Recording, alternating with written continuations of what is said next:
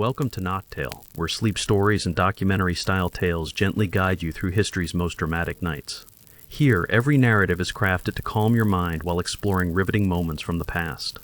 From ancient battlegrounds to mysterious legends, these stories mean to help you unwind and drift softly into the world of dreams. Remember to like and subscribe if you enjoy reflective journeys into history's shadowy corners and luminous turning points. In tonight's story, we journey into the heart of ancient Gaul, at the edge of a storm. You will hear how Julius Caesar and the formidable Vercingetorix meet at Alesia, where fate will decide the future of Rome and the Gallic tribes. We will trace the tense days leading up to the siege, massive armies gathering, the landscape dark and thunderous, every heartbeat echoing with anticipation and dread, all as the sky promises rain. Chapter 1. The Gathering Storm. Under an autumn sky swollen with rolling clouds, the ground of Gaul lies heavy and damp. The sun offers little warmth as Roman legions and Gallic warriors converge. Far across muddy plains and brooding forests, the two greatest commanders of their age prepare for a contest unlike any before. Every hour, uncertainty grows. Whispers ride the wind about destiny, defeat, and a storm that may break more than just the sky. The weight in the air is more than mist or rain. It is the knowledge that armies numbering in tens of thousands are marching just beyond the horizon. From all corners of the countryside, shields clatter and hooves drum against the earth. The villagers retreat behind wooden doors. Smoke from cook fires tickles the darkening sky, as both Roman and Gaul ready for a struggle that none can predict, but all understand will shape the world. Beneath the gathering storm, Julius Caesar stands with his officers, eyes fixed beyond the low hills. His cloak snaps in the cold, restless wind. Every glance measures distance, every pause listens for news a scout here, a report there, each moment spent weighing the next move, knowing every decision brings Rome closer to triumph or disaster. The legions behind him are silent, awaiting the thunder of command with steady, muted anticipation. Not far away, Vercingetorix stands just as resolute, his face carved with the determination of a leader carrying the hope of a nation. He rides among his warriors, their armor dented, spirits burning bright. As rain begins to fall, Gaulish banners flicker defiantly in the wind. Their camp is restless, united by a single purpose, to defend their land, their families, and freedom itself. In silence, they sharpen blades, watching the horizon for the first sign of the Roman advance. The landscape itself seems to shudder with tension. Fields stretch into darkness, trees whip and sway, leaves rattling like unseen hands at the fortress gates. Every path is slick with mud, every shadow haunted by dread. Between the camps, spies move quietly, bearing secrets and glimpses of enemy strength. Somewhere above, lightning flickers, distant thunder echoing the drums of war below. Both armies sense the closeness of something monumental about to unfold. In the Roman camp, the mood is taut with discipline, but not without fear. Legionaries sit in clusters, murmuring about home and gods, hands resting on cold iron. Experienced centurions watch for signs of panic, steadying their men with calm orders. Each man knows he stands on the brink of either glory or oblivion. Even the bravest feel the chill that creeps beneath their armor, as if the coming storm might swallow not just bodies, but hopes and memories too.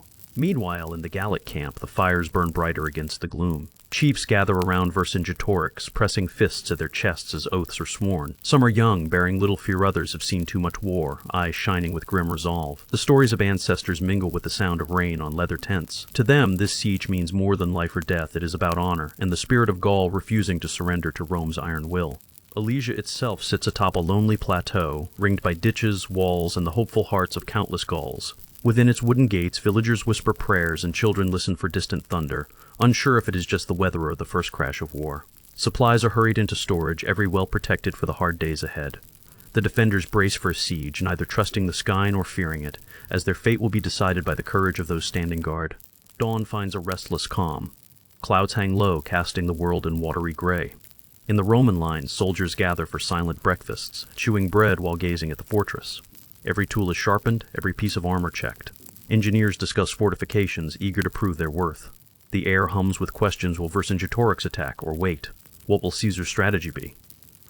As the sun breaks through the storm for a moment, a sense of fate hangs over all who prepare. In those quiet moments before the clash, even the animals seem stiller, as if they sense what's to come. Wolves avoid the fringes of the camps. Crows gather on twisted branches, watching the unfolding drama with black, intelligent eyes. Men whisper of omens, while priests in both armies make sacrifices to gods old and new. Fear and faith intertwine, each breath a wordless prayer that fate might show mercy to the living before the storm breaks at last. Caesar walks among his soldiers, offering confident smiles that mask the calculations racing beneath his calm exterior. Both friend and enemy recognize his brilliance, but tonight, even Caesar's heart is heavy. The choice to surround Alesia, to stake so much on a single blow, carries risks beyond strategy. It carries the weight of Rome's destiny. Behind every command lies the unspoken question: will ambition prove enough when the storm finally unleashes its fury?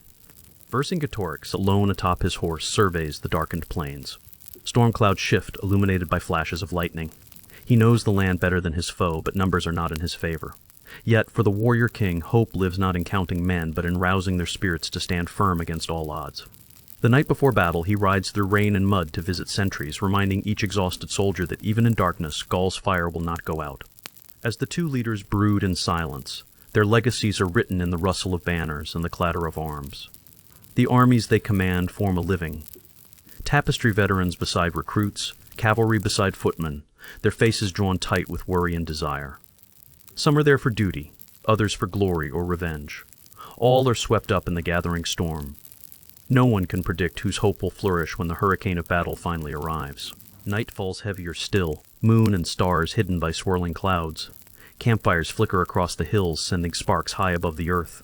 From the Roman lines, watchful eyes scan the darkness for surprise attacks. Engineers mark out lines in the mud, already conceiving the rings of fortifications that will soon enclose Alesia.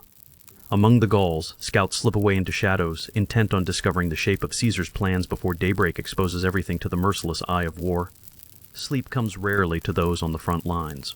On this eve, guards pace wearily, trying to pierce the gloom with tired eyes. Horses stomp and puff in the damp grass. Even the most hardened warriors succumb, if only for a moment, to troubled dreams of vision of fields drowned in iron and blood. In tent and trench alike, every soul dwells on what the morning will bring, the scream of trumpets and the judgment of the gods. To the west, a solitary chapel stands above a hidden spring, its stones black with moss. Both Roman and Gaulish scouts sometimes pause here, sharing only silence and a drink from the cold water before returning to their lines. It is a rare place of peace in a valley where none is expected. The chapel's bell tolls at midnight, lone and mournful, a sound so soft it might be swallowed by the storm, yet powerful enough to remind every listener of peaceful days now lost. Back in camp, time moves strangely. Minutes stretch into hours as preparations wear on. Shields are tested against the wind, arrows bundled tight in quivers. Commanders bend over battered maps by lantern light, voices low and urgent. No detail is too small, for tomorrow may hinge on a single overlooked flaw. A sense of inevitability haunts every gesture, as if the world itself holds its breath, aware that history is balanced on the razor's edge of this coming siege. As midnight gives way to the early hours, the storm breathes through the valley, slow rhythmic sigh that rattles tents and wakes the sleepless. In both camps, nerves fray. Some try to write letters home beneath a flickering candle, hands trembling with fatigue and longing. Others whisper tales of past victories and defeats, searching for comfort in old words. Yet above all history and hope, the wind tugs restlessly, urging, always urging, toward the moment when battle must begin. In the soft mud just outside Alesia, footprints tell quiet stories. Marks of boots, sandals, hooves, all churned together in a single cause. Here, a child dropped a wooden toy no trampled. There, a legionary marked a prayer in the dirt, already washed away by rain. These tiny histories are overlooked by the world at large, yet each is a testament that before the chaos of battle, every life is precious and every hope is quietly fighting to survive the storm. Lightning flickers again, painting the fields in ghostly white. The river below Alesia runs strong and hurried, as if fleeing from the violence it knows will come. On the town's walls, sentries tighten cloaks and peer into darkness, straining for movement. The fear of betrayal is real rumors, drift between villagers that spies move among them, stoking further unease. Those who believe in the power of ritual hurry to light candles, hoping against hope that luck or gods will stand watch tonight. Further away, Caesar's engineers huddled beneath heavy cloaks, sketching plans for the intricate web of walls and ditches. They whisper of double fortifications, one to keep the Gauls trapped, the other to protect against incoming relief forces. Each stroke of charcoal maps out a gamble time, materials, manpower. It is a race against the storm, both natural and man-made. Their obsession with detail becomes its own shield against the shadows and worries crouched outside their circle. Vercingetorix's council grows tense as the storm worsens. Trusted chieftains argue quietly over strategy. Some urge an immediate breakout, others favor holding the line and waiting for reinforcements. The debate simmers late into the night, Gaulish pride and survival hanging in the balance. The weight of command is lonely. Outside, the wind howls, a wild hope that somewhere, somehow, the future will turn in their favor. For now, they plan, and pray that faith and cunning may yet prevail. Even in crisis, there are moments when courage finds unlikely forms. a young Gaulish scout, soaked by rain, sneaks into camp to report that Roman sentries have tightened their ranks. His message will shake the knight's decisions. Across the field, a Roman surgeon quietly sharpens knives, knowing wounded men will need every ounce of skill and compassion. In such snapshots, the coming siege is more than a contested, is the sum of every little act, every heart that beats through thunder and doubt. Just before dawn, the storm abates, leaving a cold, uncanny stillness behind. Both camps lie silent, every flame low, every tent sheltering soldiers locked in half-sleep, minds racing with worry. Above them clouds drift away to reveal a narrow strip of starless sky. This lull feels fateful, as if all the world holds its breath, marking the final hours before history erupts. When the sun does rise, nothing, neither land nor heart nor future will, remain unchanged. As darkness fades, the first birds dare to sing, their calls tremulous and few. Across from Alesia, ramparts built hastily through the night now stand armed and ready. In the Roman camp, discipline snaps to life, orders shouted, signals flashed, soldiers donning crimson and steel in tight formation. Engineers review final plans, centurions inspire with whispered vows. Every man, Roman and Gaul alike, feels something tremendous is about to begin, a moment that, once past, will be etched forever into memory. Within Alesia, hope and fear wrestle as bells toll for morning prayers. Moms hush children, elders pace anxiously, guardians settle into posts along makeshift barricades. Food and water are rationed, wounds quietly dressed. Rumors of Roman cunning and Gaulish resistance mingle, fueling wild stories that swirl like embers on the wind. For everyone inside these walls, the coming siege is both a nightmare and a test stand as sunlight finally brushes over watchful faces, resolve flickers anew. Now both armies stand revealed, strength met by strength in the wild hush of morning. Trumpets sound from the Roman camp, banners flutter by the hundreds. Gaulish scouts hurry back with desperate tidings relief may not arrive in time. Beyond the fields, dark woods wait, secrets hidden beneath autumn leaves. On every face, determination is carved sharp by sleeplessness and fear. The gathering storm has broken, not with thunder, but with the silent promise of a fight for survival. And so, the siege of Alesia begins. All the world seems to narrow to this one moment, two leaders, two nations, one fate. The storm clouds may drift on, but their spirit lingers in every heartbeat, every clash of steel and roar of challenge. What follows is a tale of desperation and daring, as Caesar's legions try the impossible, and Gaul's defenders gamble everything on the hope of rescue. The darkness withdraws, the true battle for Alesia is at hand. Chapter 2, Vercingetorix in retreat. Night fades over battered hills as Vercingetorix leads his Gallic warriors down muddy paths, his cloak heavy with rain. Behind them, the distant sound of Roman horns echoes across wet fields. Tired faces peer back, searching the dark for pursuit. In every footstep, hope battles exhaustion. Ahead lies Alesia, their last stronghold, a glimmer of sanctuary on the horizon as Caesar's legions press ever closer, silent and relentless. Caesar's legions press ever closer, silent and relentless. Farms burn in the wake of retreating footsteps. Ash floats on the wind, stinging the eyes of warriors and villagers alike. Horses stumble, their riders urging them onward with hoarse, urgent whispers. Each hill crested feels like an eternity, but Alesia's walls are still distant shadows. Mothers clutch children tightly. Commanders murmur to their men, promising safety within the town's stone embrace. The chase never truly stops. Tension weighs upon every weary heart. Beneath the leaden sky, the Gallic host contracts around Vercingetorix, clustering tighter as Roman cavalry scouts flash into view behind them. Every spear and battered shield seems heavier, skin streaked with mud and fear. On the horizon, Alesia's ancient ramparts finally rise, an island of hope amid a sea of uncertainty. For Vercingetorix, each step closer brings the burden of leadership, the knowledge that this retreat is only the beginning of a hard siege ahead. Rumors ripple through the exhausted ranks. Some say Caesar is only hours behind, moving with uncanny speed. Others whisper of hidden paths and possible escape. Yet the reality is stark. Caesar's legions are masters of pursuit. The Gauls quicken their pace, driven by urgency and fear. As daybreak glimmers, the ground shakes with the approach of fresh Roman columns. Crows take flight overhead, startled by the press of history in motion. The race for sanctuary grows desperate. Vercingetorix rides at the column's head, his silhouette outlined by the early sunlight breaking through stormy clouds. Eyes narrowed, he scans the horizon for signs of Roman banners. Around him, standard-bearers with battered flags urge their kin onward. At every crossroad, the choice is simple, forward to Alesia or risk being caught in the open. Boots churn the wet soil, hopes and fears entangled with every stride. Each mile brings the Gauls closer to safety, or to final reckoning. Hungry, battered, and bruised, the Gallic army presses on. Every conversation is hushed, voices thick with anxiety as they calculate how far behind Caesar's men must be. Some wound their pride by retreating, while others trust their chieftain's decisions. The wind smells of smoke from burning fields. In the distance, the outline of Elysia grows sharper, a symbol of hope and a place where destinies will clash beneath storm-darkened skies. The path narrows between tangled trees, roots pulling at tired feet. Vercingetorix's horse slips, recovering quickly beneath the hand of its master. Children, barely awake, ride bundled in wagons. Older warriors watch the rearguard, gripping weapons ready for ambush.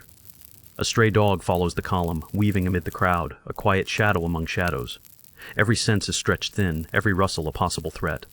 There is unity in fear and in the desperate drive for refuge. In silence, they cross a shallow stream. Water soaks tunics and battered armor, washing blood and dirt from tired bodies. Some stop, filling hands with cold water, eyes darting for Roman scouts. Above, thunder grumbles across the sky, matching the tense mood. Vercingetorix raises a fist, signaling march. No one questions him. Uncertainty yields to trust. They move as one toward the fortress of Elysia, the pulse of pursuit never far behind, the promise of defense just ahead. With each passing mile, Elysia emerges as a beacon on the heights, its stone walls promising rest, food, and protection from the encroaching enemy. The city's people wait anxiously, watching the roads for familiar faces and news of the Romans. Warriors offer one another silent comfort. For Vercingetorix, the weight of command feels all-consuming. He cannot show his own exhaustion. Each decision now matters more than ever as the final lines are drawn between survival and surrender. Caesar's legions creep ever closer, shadows moving in the dawn mist. High above the valley, Roman scouts peer down at the trailing Gauls, noting every movement. Gallic warriors urge speed, voices tense with urgency. Vercingetorix's lieutenants fan out, directing villagers and wounded toward the gates. Behind, the youngest fighters look over their shoulders, waiting to catch sight of flashing metal armor. The gap is closing. The sanctuary of Elysia feels agonizingly near, but not yet certain. Exhaustion claims many. Some slump at the side of the road, dragged on by comrades. Women and elders stagger beneath heavy bundles, the meager possessions of shattered homes. For a fleeting moment, the rising sun paints golden streaks across the battered landscape, hinting at warmth. But hope is fragile, and fear returns with every Roman horn in the distance. The Gauls pass battered shrines along the roadside, whispering prayers for strength as they push forward, hearts thundering in their chests. Vercingetorix halts for a moment on a hillside, gazing down at his people. In that pause, time stretches, memories of past victories and defeats flicker behind his eyes. He signals the march to continue, knowing hesitation now could spell disaster. In the lowlands below, rising dust reveals Roman pursuit. The retreat quickens, but even so, discipline holds. Spears remain raised, shields guard the flanks. Each heartbeat marks the shrinking space between deliverance and doom. Children whimper, clutching mothers' cloaks. Old men limp forward, urged by younger hands. The warriors become shepherds as much as fighters, guiding the vulnerable toward safety. Courage flickers in the smallest faces. The battered procession grows as scattered farms send more refugees into the moving column. Overhead, crows circle, drawn by the scent of earth and fear. Elysia's towers glimmer in the morning haze, a silent promise that this ordeal may yet find its end behind strong walls. The muddy road climbs steadily, bordered by barren orchards and crumbling walls of forgotten villages. Vercingetorix rides often at the rear, watching for Roman cavalry. His lieutenants steady the pace, organizing ranks even as footsteps lag. Every so often, the silence is broken as someone stumbles, hands reach to pull them upright, unwilling to abandon anyone now. Only together, Vercingetorix believes, can they hope to endure what lies ahead within Elysia's uncertain shelter. Through the morning gloom, the first sentries of Elysia finally come into view. Trumpets sound faintly from the ramparts, a signal that the column has been spotted. A collective sigh passes through the ranks. Some smile in relief, tears bright in their eyes. Others are grim-faced, knowing that behind these walls they will soon face hunger, siege, and perhaps worse. Vercingetorix nods to his commanders. The march ends for now, but the true test is just beginning behind the fortress gates. Inside Elysia, townspeople rush to greet the new arrivals. Bread and water are shared quickly. Old quarrels are forgotten in the scramble to help. Vercingetorix is greeted with a mix of relief and dread, hero to his people, but also bearer of heavy news. He surveys the faces before him, warriors, farmers, children, all looking for guidance. Behind every welcome is a question: will these walls hold? As the gates close, the world narrows, waiting for the inevitable Roman assault. Outside the walls, smoke rises from abandoned farms. Roman advance parties fan out, checking for stragglers. The Gauls within Elysia grip their weapons, nerves wound tight. Children peek over parapets, wide-eyed. Vercingetorix calls his captains to council. Plans must be made, rations counted, defenses strengthened. Every hour of preparation is precious. Beneath anxious silence, the sense of waiting grows unbearable. The fate of a nation presses upon the stones and souls inside Elysia's battered walls. Scouts arrive gasping at the gates with grim news. Roman lines are encircling Alesia, swift and organized. Tension breaks out among the defenders. Some whisper about surrender, others vow to fight until the end. Vercingetorix silences the doubts with quiet authority. He reminds them of freedom, of family, of the Gaulish spirit that has survived worse before. Morale is fragile, but his resolve is clear. The people rally, finding courage in his words. Outside, drums of war begin to beat. Throughout the town, preparations accelerate. Blacksmiths sharpen swords and repair rusted armor by the light of small fires. Old hunters instruct young boys in the use of slings and bows. Women reinforce barricades with carts and furniture. The air smells of sweat and fear, hope and desperation mingling. Vercingetorix moves quietly among his people, a calming presence in the anxiety that grips every street. The siege is not yet upon them, but there is no mistaking its shadow. As dusk falls, Roman campfires blaze across the valley. From Alasia's towers, the glow appears as a burning ring, pressing tighter by the hour. The Gauls whisper prayers to ancient gods and huddle together for warmth. In the shadows, Vercingetorix meets with his most trusted warrior, sharing bread and quietly discussing strategy. They know food will soon run short and tempers may snap. Yet for now, unity holds the defenders together against the darkness slowly closing in. Night within Alesia is restless. Many lie awake, haunted by memories of flight and the silent menace of Roman soldiers in the darkness beyond the walls. Mothers sing softly for their children. Old men drink what little wine remains, recounting tales of former glories. On the ramparts, sentries pace endlessly, eyes straining for movement. From the valley, the distant clang of Roman hammers drifts up proof that the enemy is building, tightening, preparing for what's to come. Morning finds the town blanketed in fog. Vercingetorix stands on the highest tower, peering into the unknown. He orders the distribution of meager supplies, keeping spirits high as best he can. Fighters gather in groups, cleaning weapons and reciting oaths. Even in despair, a stubborn pride fills the air. Little by little, hope flickers. Perhaps relief will come, perhaps the Romans will falter. Each day behind the walls is a victory, small but precious, stolen from the jaws of conquest. Outside, the engineering genius of Rome is on display. Wooden towers rise, trenches snake across the fields, palisades thicken by the hour. Caesar's men work methodically, never rushing but never stopping. The Gauls watch from a distance, awed and unsettled by this relentless construction. Vercingetorix studies every detail, knowing the Romans never besiege lightly. For now, the Gauls must prepare for endurance, for hunger, for uncertainty, and for the long wait that threatens to wear them down. Inside Alesia, whispers run like wildfire. Some recall old prophecies, speaking of storms and omens that may yet save them. Others pin their faith on neighboring tribes, convinced relief must come soon. Hallways echo with hurried footsteps, messengers darting between defensive positions, elders meeting in secret to debate. Vercingetorix listens, his mind working ceaselessly. He must be the glue that holds the town together. Doubt, he knows, is more deadly than arrows or Roman siege works. Rations are inventoried with anxious care. Grain is counted, water checked for purity, precious livestock guarded day and night. Children carry baskets, their small hands quickly learning the rhythms of scarcity. Vercingetorix consults with town elders on how best to stretch the supplies.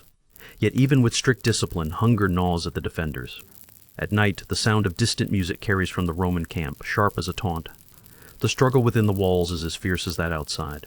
In council, Vercingetorix rallies his commanders. Maps are spread, defenses assigned, and escape routes debated. His voice is calm, but beneath it urgency simmers. Every eye is fixed upon him, trust balanced on the knife edge of anxiety. He speaks of destiny and duty, of the blood price their ancestors paid for freedom, and the future at risk within these very walls. For a moment, their worries fall away, replaced by a burning determination to hold out as long as possible. Time blurs as days and nights bleed together.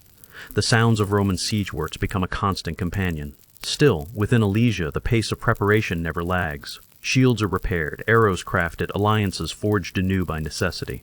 In small, quiet moments, families gather close for comfort and warmth. Everyone waits for the first test of Roman resolve. Hope rises with sunrise and shrinks with sunset, always mixed with fear-will.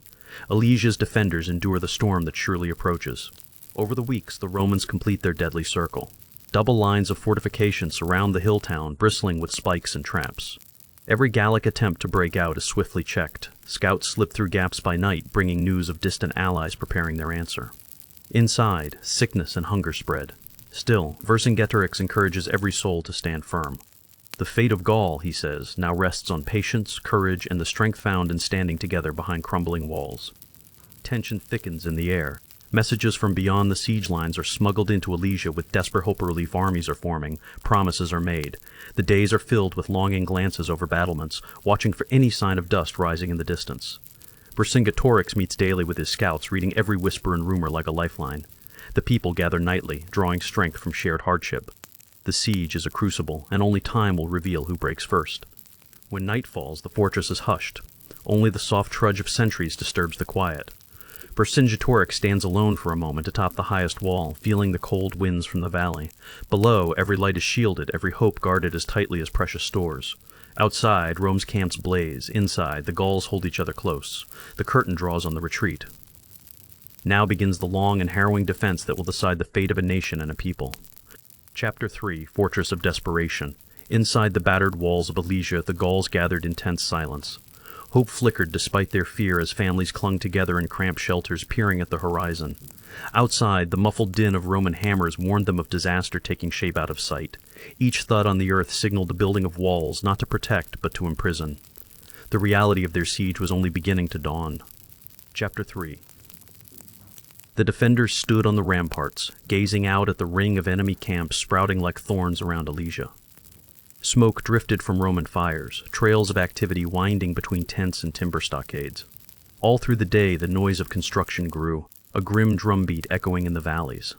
The Gauls watched, eyes wide with dread, as every new obstacle pressed them closer to despair, their stronghold turning into a trap. Chapter 3. Each sunrise revealed more of the Roman army's determination.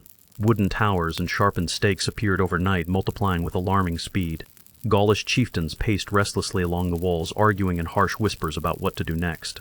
Outside, Roman soldiers moved in disciplined ranks, their armor glinting in the morning light. Inside, hope battled with fear, and the stifling silence was broken only by the low murmurs of anxious defenders. Chapter 3. Food supplies were swiftly inventoried, rationed with cold calculation. A tense council gathered in the heart of Alesia as Vercingetorix addressed his warriors, his voice quiet but resolute. He reminded them why they fought, urging patience and unity. All the while, the sound of Roman axes biting into timber echoed like a grim metronome, measuring out the defenders' dwindling chances. The western hills faded in mist, offering no hint of rescue yet. Chapter 3. As dusk fell, fires glimmered on both sides of the growing divide. Roman camps flickered with restless activity, while inside Alesia many Gauls could not sleep. The soft cries of children mixed with the distant pounding of hammers, a ceaseless soundtrack to their night. Some huddled beneath rough blankets, whispering stories of home or making vows to the gods. Others simply stared into the dark, tracing the shape of hopelessness mounting all around them. Chapter 3. The next day, a bitter wind swept across Alesia's battered streets. Roman artillery crews prepared their engines on distant ridges, launching stones to test the Gaulish defenses. Every crash against the fortifications sent shudders through the huddled townsfolk. Yet still, the defenders clung to the hope that their courage could outlast the enemy's resolve, that Gaulish reinforcements might yet swarm over the hills. The weight stretched unbearably, heavy as the gray clouds overhead. Chapter 3. Within dim stone chambers, Vercingetorix pored over maps with his most trusted chiefs. Even now, plans took shape, secret messengers prepared to slip past Roman lines, searching for allies still willing to fight. Outside, the militia drilled nervously at dawn, while a sense of claustrophobia crept into every quiet moment. The silence within Alesia was not calm, but rather the brittle stillness before inevitable calamity, with the Romans drawing their circle ever tighter. Chapter 3. Soon even the animals seemed uneasy, their nervous movements mirroring the mood of the people. Horses whinnied anxiously in cramped stables, and caged birds fluttered in futile attempts at escape. The thick walls that had once promised safety now loomed as prison bars. Gaulish warriors, once fierce and proud, grew restless, exchanging sharp glances and half-spoken fears. Every hour the noose tightened, hope shrinking as the siege walls grew taller. Chapter 3. The defenders strained to spot any weakness in the Roman Lansan unguarded road, a thin stretch of wall, anything to exploit. But the Romans worked with unrelenting purpose, soldiers and engineers laboring day and night beneath the banners of the legions. Roman discipline was their greatest weapon, creating barriers where none had existed moments before. Inside Alesia, only the smallest acts of normalcy sharing bread, patching torn cloaks kept despair momentarily at bay. Chapter 3. Rumors whispered their way through the crowded lanes. Some claimed to hear the hoofbeats of relief forces beyond the hills, others said the Romans would tire soon. But most fell silent when the construction resumed, a harsh symphony of sawing and pounding that echoed between stone and earth. Each promise of rescue felt thinner than the last. Faith in the walls, in leadership, in Fativri hope was weighed against the relentless rising barrier outside. Chapter 3. At dawn, the perimeter of Alesia was ringed by sharpened stakes and tangled traps. Roman patrols marched methodically, never resting, their armor glinting even beneath heavy clouds. Inside, a dull hunger crept through the city as families counted their dwindling supplies. With every hour, the sense of suffocation grew. Vercingetorix met with his lieutenants, urging them to hold strong. The tension in the air was palpable, each day heavier than the last. Chapter 3. Spies risked their lives slipping through the narrow cracks in the Roman watch, hoping to carry desperate pleas to allies beyond the siege. Messages were wrapped tightly, concealed in clothes or beneath armor, and runners chose shadowed creeks and thickets to avoid detection. For some, hope now lay entirely in unseen hands and the loyalty of distant friends. Inside Alesia, every success or failure delivered quiet waves of hope or despair. Chapter 3. From high points on the wall, watchful Gauls counted enemy soldiers, marking each new encampment on the distant plain. The Roman fortifications did not stop growing after dark. Bonfires revealed shadows moving ceaselessly, day blending into night. It became impossible to remember what life had been like before the siege began. Each hour of waiting carried its own quiet torture, the fear of running out of food, out of time, out of hope, out of time, out of hope. Chapter 3. Children grew quiet, sensing the tension that rippled through even the most seasoned warriors. Elderly villagers offered prayers to ancient gods, laying tokens at tiny shrines in hope of mercy. Soldiers sharpened swords and arrows, but their eyes told of unease, not bravery. Everyone understood that the safety of stone walls was fading fast, replaced by the stark reality that escape was nearly impossible. Around them, Roman walls continued to climb ever higher. Chapter 3. News would come in whispers off families separated by crowded shelters or friends lost to hunger or sickness. In times of quiet, the crackle of Roman fires was the only sound. Gaulish scouts scanned the forest for any sign of their own, the sight of a torch on the horizon, the faintest beat of drums. But for now, only silence answered. The loneliness of waiting pressed down as heavily as Roman stones. Chapter 3. Each evening, Vercingetorix made the rounds, speaking softly with his warriors. He thanked them for their courage, reminding them of their families and the history of their people. Though every word was carefully chosen, he could not hide the concern in his eyes. The siege had become a trial by fire, its outcome written not only by swords or plans, but by the resolve forged within these fortress walls. Chapter 3. Seasons seemed to change in a single night, and dreams were restless beneath the constant dread.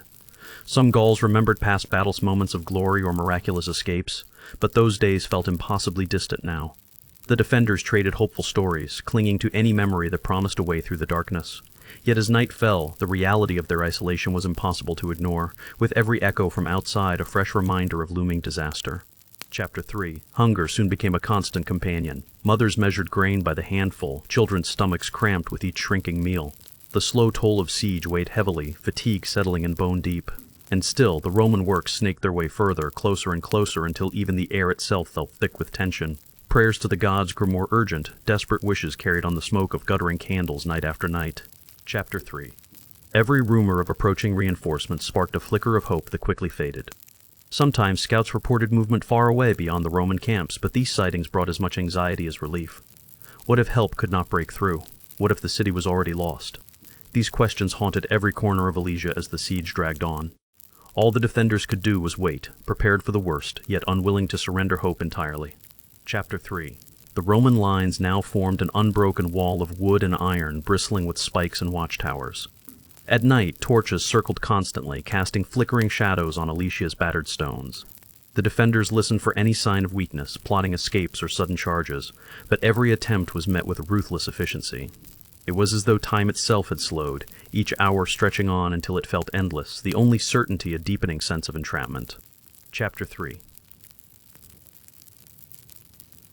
Sometimes a hush would fall over the city, so complete that even the smallest sounds a cough, the creak of boards, the clink of armor felt unbearably loud. These quiet moments made the weight of their situation impossible to ignore. Warriors gripped their weapons tighter, while elders closed their eyes and remembered lives before the war. The shadow of the Roman army was inescapable, touching every heart inside Alesia's shrinking world. Chapter 3. Still, Vercingetorix refused to surrender. Each morning he addressed the people from the steps of the council chamber, his presence a lifeline for morale. He spoke of unity, courage, of battles won by outlasting the impossible. Behind his voice, doubts lingered, but the people clung to his strength. For now, his stubborn hope was all the Gauls had, a thin shield against the rising tide of dread pressing in from every side.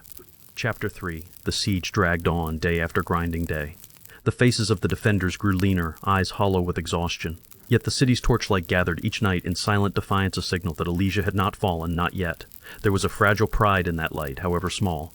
Even as Roman earthwork shadowed the walls, even as hunger and fear gnawed away inside, the defenders refused to vanish into silence. Chapter 3. Occasionally, sharp winds carried Roman voices to the besieged, banter and laughter from the camps outside.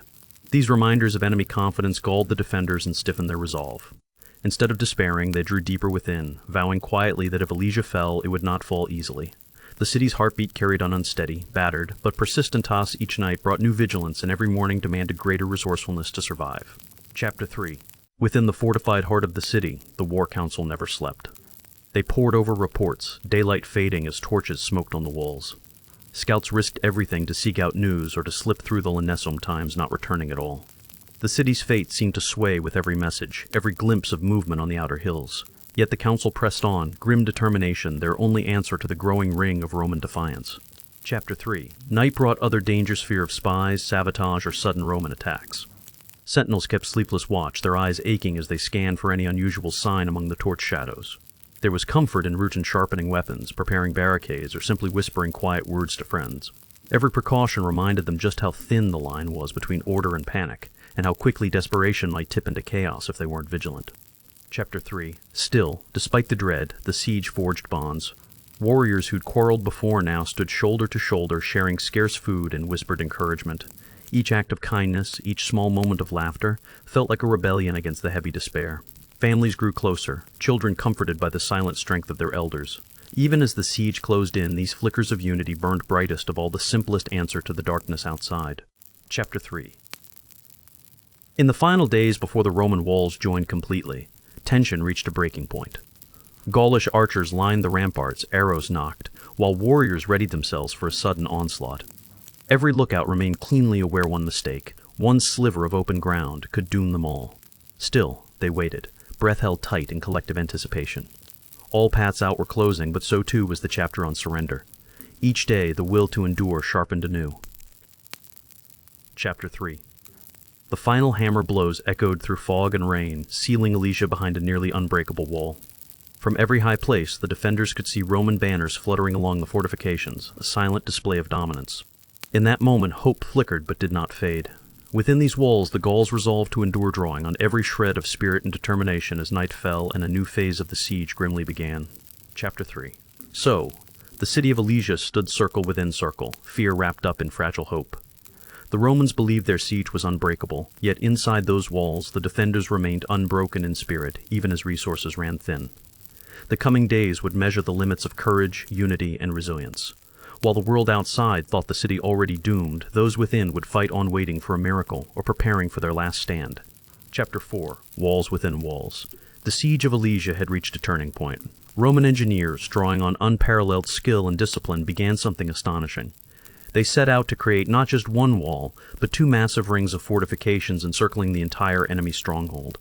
These barriers would serve a dual purpose, holding the Gauls captive while also hiding the Romans behind an iron embrace of earth and timber. Night and day, the sound of pounding hammers and the rhythm of shovels ripping at the earth filled the air. Ramparts rose, ditches deepened, and sharp wooden stakes bristled along the growing scars in the landscape. Every Roman soldier, from youngest recruit to weathered veteran, labored with relentless determination. The sky remained stormy and thick with smoke, as if the land itself was enduring Caesar's test of will. To the Romans, this undertaking was beyond ordinary siegecraft.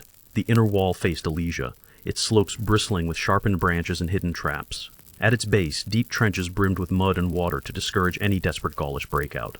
The soldiers poured sweat and effort into every log driven, every spade of dirt turned. The work became a test of their strength as much as their resolve. Beyond the inner ring stood the outer wall, aimed at the unknown relief armies on the horizon. This line of defense mirrored the first in its tenacity, scarring the landscape with ditches, earthworks, and field after field of wooden spikes. The Romans felt the pressure mounting from both sides, trapped enemies behind, looming threats beyond. The air was tense, their efforts fueled by a mixture of fear and hope. Some nights, the men paused and scanned the distant hills for torches or movement signs of the Gallic relief. Every rustle in the darkness brought hands to weapons. Yet the labor never slowed for long. Each shift of building and guarding became a ritual, a tireless defense in a war of endurance. The fortifications steadily took shape, grim and unwavering in the muddy dusk. Caesar paced the ramparts, watching both his men and the Gauls. He ordered ramp after ramp constructed for swift movement between the walls. Patrols crossed walkways above tangled defenses. Builders carved out hidden pits and lined them with spikes, invisible to any attacker by night or day. Each new tactic was measured and deliberate, every detail designed to sap the strength of any force that dared approach. Inside Alesia, Vercingetorix's warriors watched their prison grow. Every morning, new lines of timber and earth crept closer, and hope dimmed as the world beyond shrank from view. Caesar's double rings transformed from barriers to a symbol of inescapable fate. The Gauls strained to spot weaknesses, but the Romans left little to chance, tightening their encirclement with silent, steady hands. Rain hammered down on the wooden spikes and fresh-cut sod. The Romans endured the cold, their clothes heavy and soaked, but they did not yield. Fires burned along the ramparts, casting flickering shadows across lines of soldiers standing guard. All through the night, the fortifications stood silent and strong dark, hulking warning to any relief force that even thought of approaching. The double wall became a living thing, fed by the sweat and resolve of 10,000 soldiers. Supplies were passed hand to hand down muddy causeways. Teams filled baskets with earth, sending them along worn tracks, while others sharpened poles or hammered stakes. The organization was relentless, each man knowing his task by heart, each shift etched with a sense of shared survival. Beyond the walls, Gallic scouts prowled the forests and fields, searching desperately for any breach. Sometimes, arrows whistled through the gloom-harried exchanges more about warning than true assault. Yet the Romans learned the ground better every day. Their defenses grew not just in height and depth, but in cunning, each new trap a silent promise against surprise. Between the earthworks, the Romans built watchtowers with wide views in every direction. Archers and sentries peered outward, alert for the first sign of reinforcements. Every distant flicker or horn became cause for alarm. Messages passed swiftly along the ramparts, and soldiers braced for the sudden panic of attack. Still, the fortifications held firm, the nerve of the Roman defense. The construction itself became a contest of willpower. Where the earth grew rocky, the soldiers used picks and crowbars, their hands blistered but undeterred. In softer soil, they dug deeper and scattered pits filled with tangled thorn. Everyone watched for the moment when the Gauls within might join any assault from the outside, knowing the real test could come at any hour. At dawn, a fine mist would cover the grim maze of fortifications. Tired men wiped the dew from their brows, hauling fresh bundles of wood to reinforce weak spots. The double wall seemed endless, stretching into the twilight in both directions. For every section finished, another demanded urgent attention. Patrols beat their shields lightly, a steady rhythm that echoed through the fog. Rumors swept through the camp with each sunrise. Some whispered of reinforcements for the Gauls amassing in the forests. Others claimed Vercingetorix was planning a desperate breakout. Caesar listened, weighing every possibility, and sent out fresh scouts to gauge the coming danger. His orders were clear, no breach, no faltering, until Alesia itself surrendered to Roman hands. Food grew scarce as the siege pressed on. Both Roman and Gaulish camps felt the tightening grip of hunger and uncertainty. Yet the Romans, with their discipline and organization, rationed supplies with military precision. Every crumb, every drop of water was counted, reminding the builders of what was at stake and what lay beyond those endless timbered walls. Thunder rolled across the sky one night, lightning illuminating the fortifications for fleeting moments. The Gauls tested the walls in the darkness, probing with ladders and shouts, only to be driven back by Roman archers and boiling pitch. The defenders stood shoulder to shoulder, their faces stern in the stormlight, each man resolved that Caesar's lines would not be broken by force or fear. By now, the double ring of fortifications was legendary among the troops. New arrivals marveled at the scale, miles of earthwork and obstacles hemming in thousands of warriors. The sense of isolation was real. Inside, the Gauls saw only walls and Roman discipline. Outside, the countryside bristled with hidden traps and silent sentinels waiting for the first flicker of hostile approach. During brief rests, the Romans tended bruises and silent wounds. Hands raw from building were wrapped in scraps of cloth. Commanders praised their men for every hour spent hauling logs or digging trenches. Bravery here took a different form, not the chaos of battle, but the endurance to labor day after day, crafting unyielding defenses in the shadow of desperate enemies. As the siege lengthened, Caesar brought in new techniques. He ordered fields of small, sharpened stakes known as cipi to be hidden in the grass near the walls. Beyond these lurked pits lined with spikes, disguised by loose earth. Every approach to the fortifications became a path of agony for would-be attackers, the landscape transformed into a deadly puzzle of Roman ingenuity. In the evenings, patrols shifted quietly along the ramparts. Torches swayed in the wind, barely piercing the gloom. Each group listened for the soft rustle of Gaulish scouts or the distant thunder of cavalry. Sleep came fitfully, broken by bellowed alarms or the distant clash of sword and shield, but the watch was never abandoned. Caesar's orders were unwavering, vigilance above all. When dawn returned, so did the relentless rhythm of work. New trenches were dug, new spikes hammered into place. The lines of defense thickened, sometimes doubling back to reinforce weak points. The Romans now moved with practiced ease, each man knowing every path and obstacle as if it were his own creation. The land around Alesia had become a living fortress of Roman design. Beyond the second ring, distant horns and war cries echoed from unseen Gallic armies. Scouts returned with news of enemy camps growing larger by the day. Caesar received these reports with a grave nod, strengthening the outer forts and assigning his best men to patrol the darkest woods. The sense of approaching storm sharpened the focus of every builder and every guard. For the men on both sides of the walls, time dragged on a test of patience and nerves. Supplies ran thin. The winds grew colder, rutting the fields and chilling the men to their bones. Inside the lines, Gaulish morale began to falter, eyes searching the horizon for hope.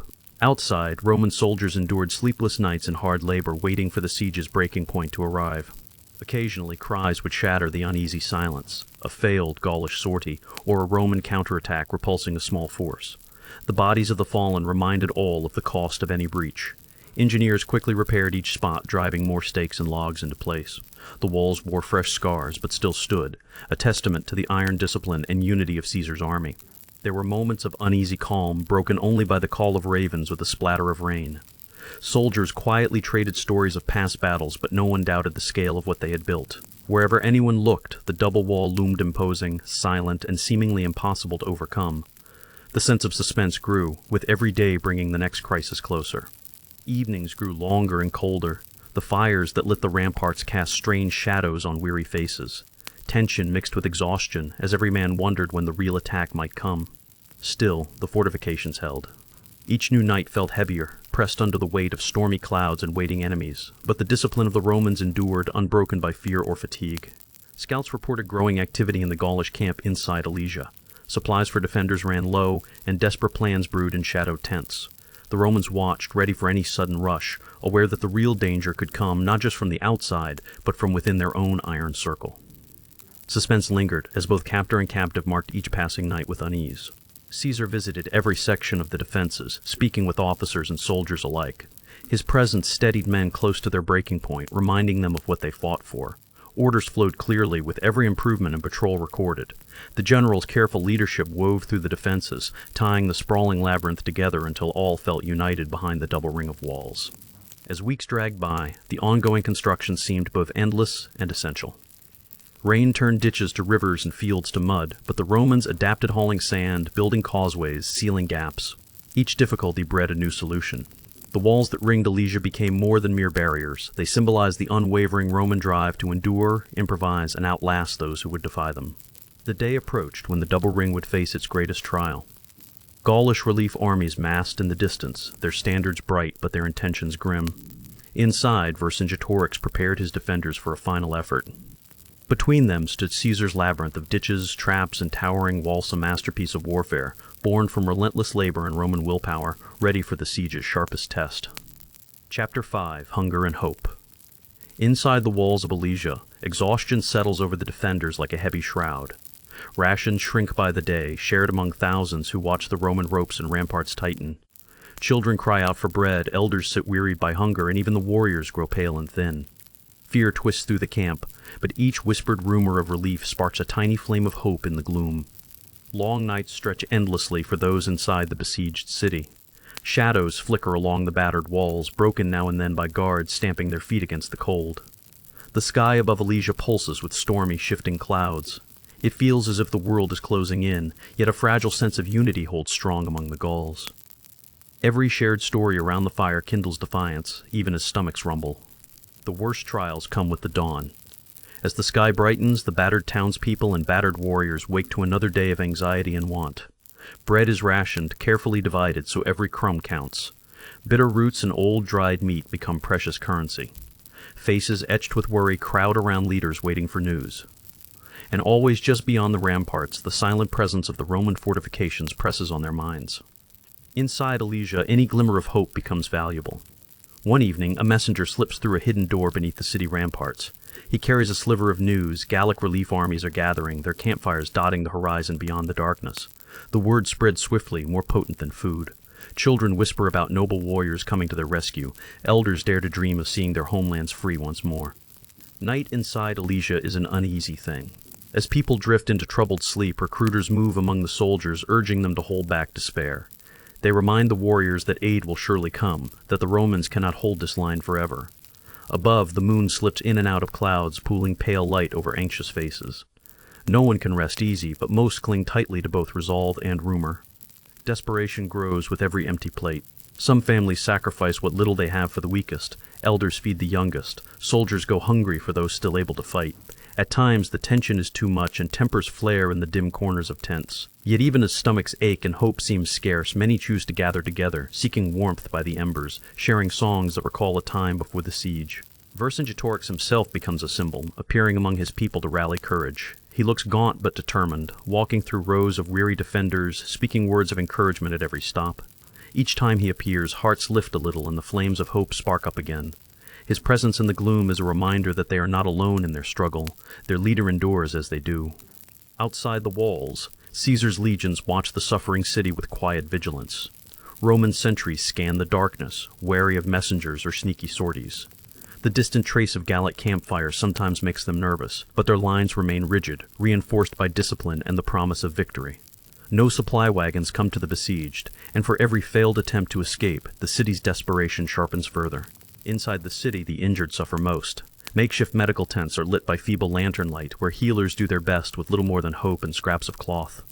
Wounds fester and fever chills sweep the air, yet nearby, the songs of the Gauls drift on the night wind, stubbornly defiant. The spirit of the besieged is battered but not broken, their faith now placed in friends beyond the darkness. Rumors become lifelines. Each night, vague reports and wild tales weave through the camp. Some claim the relief armies are near. Others whisper of hidden passages or secret plans. Many disbelieve, dismissing such stories as dreams to soften hunger. Yet for some, every rumor becomes a thread to cling to until real hope arrives. The tension hangs thicker than the fog that rolls in each morning. As days erode into nights, Alesia's walls echo not only with cries of hunger but with quiet acts of compassion. Friends split their rations, a child hands her crust of bread to an elder, and fighters share precious sips of water. These moments of kindness shine through the darkness, reminders that even in agony, humanity persists. Each heartfelt gesture is an act of simple heroism. When word finally arrives that the Gallic relief forces are assembling, the sense of hope sweeps through Alesia like wildfire. Campfires burn brighter, conversations grow lively, and the spirit of resistance surges anew. Even as the hunger pangs remain, the promise of help lends fresh strength to tired arms and weary legs. The city braces itself, clinging to this rumor that at last rescue may be close at hand. On sleepless nights, the walls of Alesia seem to close in tighter than ever. Some sit alone, staring into the murky gloom beyond the ramparts, their thoughts heavy as stones. Others cluster together, drawing comfort from the presence of fellow sufferers. They remember ancient legends, heroes who endured more terrible hardships, and find solace in the thought that history sometimes grants small mercies to the patient and brave. Children ask quiet questions about the warriors gathering beyond the Roman lines. Their parents paint hopeful pictures, stories of brave kinsmen riding under the moon, led by banners that will one day flutter where the city now gasps for breath. The youngest drift into uneasy sleep as these dreams swirl around them, clinging to hope that tomorrow's dawn might bring the sound of trumpet calls and freedom. As the city listens for distant signals, even the air feels tense. The clatter of armor and the soft thud of boots on packed earth become the steady rhythm of endurance. On the highest parapets, watchful sentries scan the horizon for tiny fires or rising dust. Each nightfall brings new fears, but also a sense that the next sunrise could change everything. The line between hope and despair blurs in every heart. Gaulish leaders meet in secret as the siege drags on. Around flickering lanterns, they debate whether to risk a breakout, wait for reinforcement, or try to send more messengers. Every decision is a gamble made heavier by the knowledge that their people grow weaker each day. Still, they hold steadfast, committed to protecting their wounded city until relief arrives or courage runs dry. Early each morning, the city's narrow lanes fill with the sounds of movement, ration collectors, runners, and children too restless to stay still. The smell of smoke and hunger clings to every corner. In the scribbled shadows behind every makeshift shelter, hope and desperation whisper to each other, neither quite winning. Outside, Roman horns call to drills, a steady reminder of the enemy watching their every move. In the freezing midnight, scouts crawl beyond the edge of the city searching for news or a break in the siege. Cloaked in shadows, they move quietly, dodging Roman patrols and risking their lives for any sign of the relief force. Every successful return is met with cheers and tears. Each failure is mourned in bitter, fearful silence. Risk and hope balance each other as the siege grinds on. Across the city, musicians brave the cold to play quiet tunes on worn instruments. Their notes float over cramped courtyards, soft but stirring. Sometimes people sing, too, their voices blending into the wind as a promise that even under siege, the Gauls will not let sorrow have the last word. These distant melodies comfort the sleepless and rally tired souls for another difficult day. Some nights, the hunger is so great that thoughts turn to desperate decisions. Leaders must weigh harsh choice as sacrifice now to survive until help comes, or risk everything on a breakout. Families cling together, their futures uncertain, all wondering how much longer they can endure. Yet in the dark, when all seems lost, faith sparks in the stories shared and in the hope of banners approaching on the horizon. Winter winds howl around the battered city, whipping up dust and tearing loose cloth from lean bodies. Fires struggle against the chill, and the howl in the air is matched only by the low moans of hunger inside. Still, the Gauls stand guard in their watchposts, eyes locked on the distant shapes in the night. The cold is bitter, but it sharpens the edge of hope, making survival an act of silent courage. When dawn creeps over the Roman ramparts, weary defenders blink in the pale light, surprised that hope survived another night. The first chirp of a bird or the sight of a distant Gallic banner feels monumental.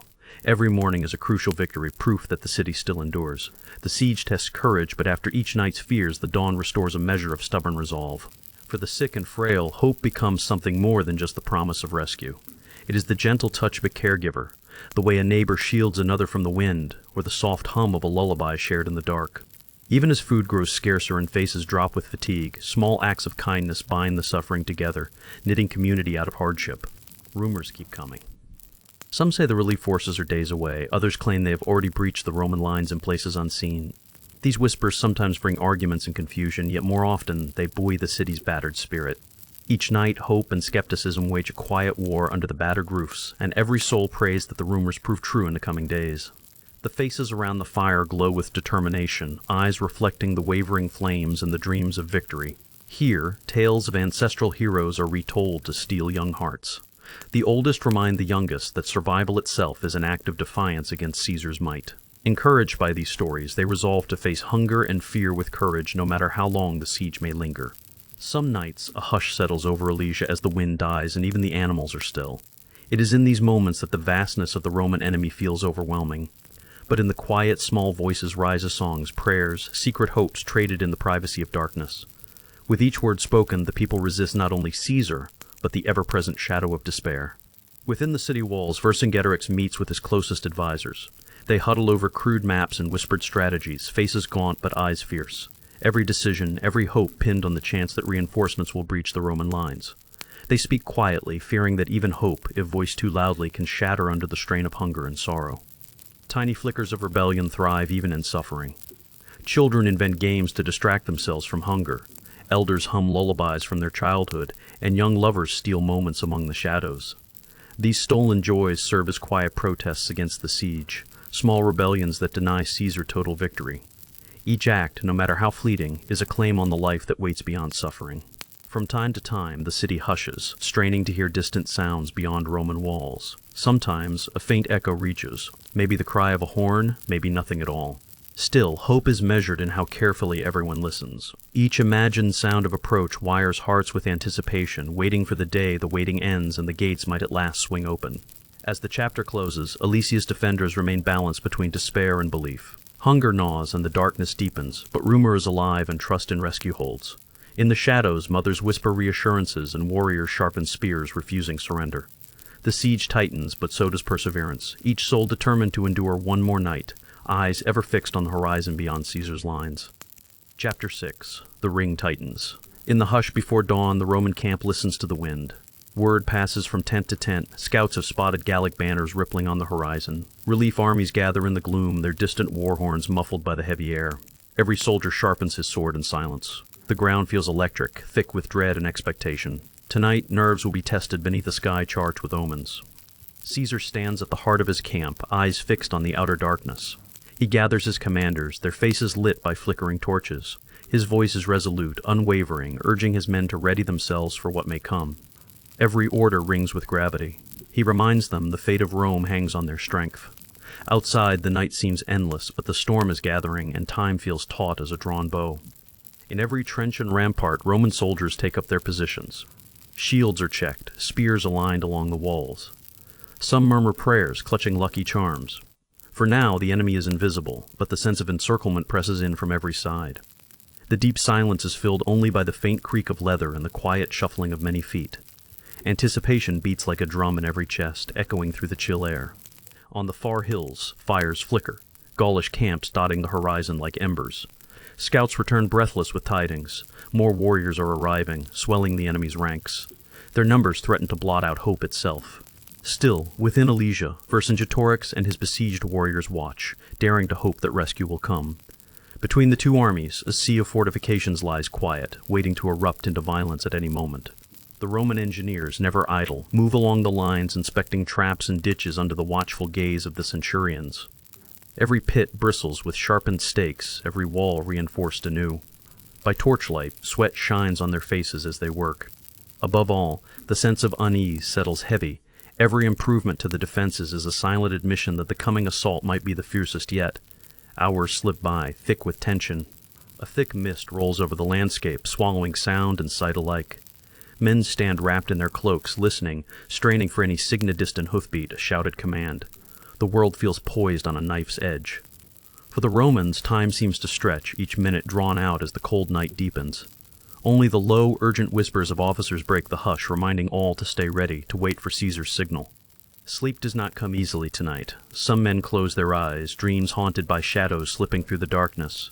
Others stare upward, watching clouds boil across the moon. Around the fires, murmured stories swap tales of home and the comforts left behind. Yet beneath every word lies the gnawing fear: will dawn bring relief or disaster? All wait for the first flash of signal fire or the blare of enemy horns. From within Alesia, the Gauls hold their own silent vigil. Vercingetorix paces the ramparts, his cape whipping in the wind. Every heartbeat pounds with hope, and dread relief armies have come, but will they break through? The trapped warriors clutch what little provisions remain, eyes fixed on the distant Roman lines. In the darkness, fires are banked low, voices are hushed. Inside these walls, each hour is a test of faith and endurance. Back among the Romans, Caesar looks to the west, toward Rome, imagining all that is at stake. He knows news of this battle will echo across the Republic. Every order he gives could decide not only this night, but the fate of the whole campaign. His mind weighs the risks. The path ahead is narrow, and even the bravest hearts feel the weight of what's to come. Silence falls again as he returns to his tent, waiting. A sudden gust disturbs the camp, rattling armor and banners alike. The scent of rain and distant smoke rides the wind. Soldiers tighten their grips on shields, eyes searching the darkness beyond the fortifications. Torches flicker, casting long shadows across the mud. Somewhere, a horse stamps nervously. The moment hangs, everybody feels it, the final minutes of calm before the world erupts into chaos. Each knows the attack could begin at any second. Near the outer trench, two legionaries exchange quiet words, old friends thrust together by fate. Their conversation wavers between bravado and unease. Each tries to steady the other, laughing softly at the madness around them. In the end, their hands grip spear and sword, a silent promise to stand firm. Their eyes roam the darkness, searching for movement, but all remains still. The long night tests courage in ways sunlight never could.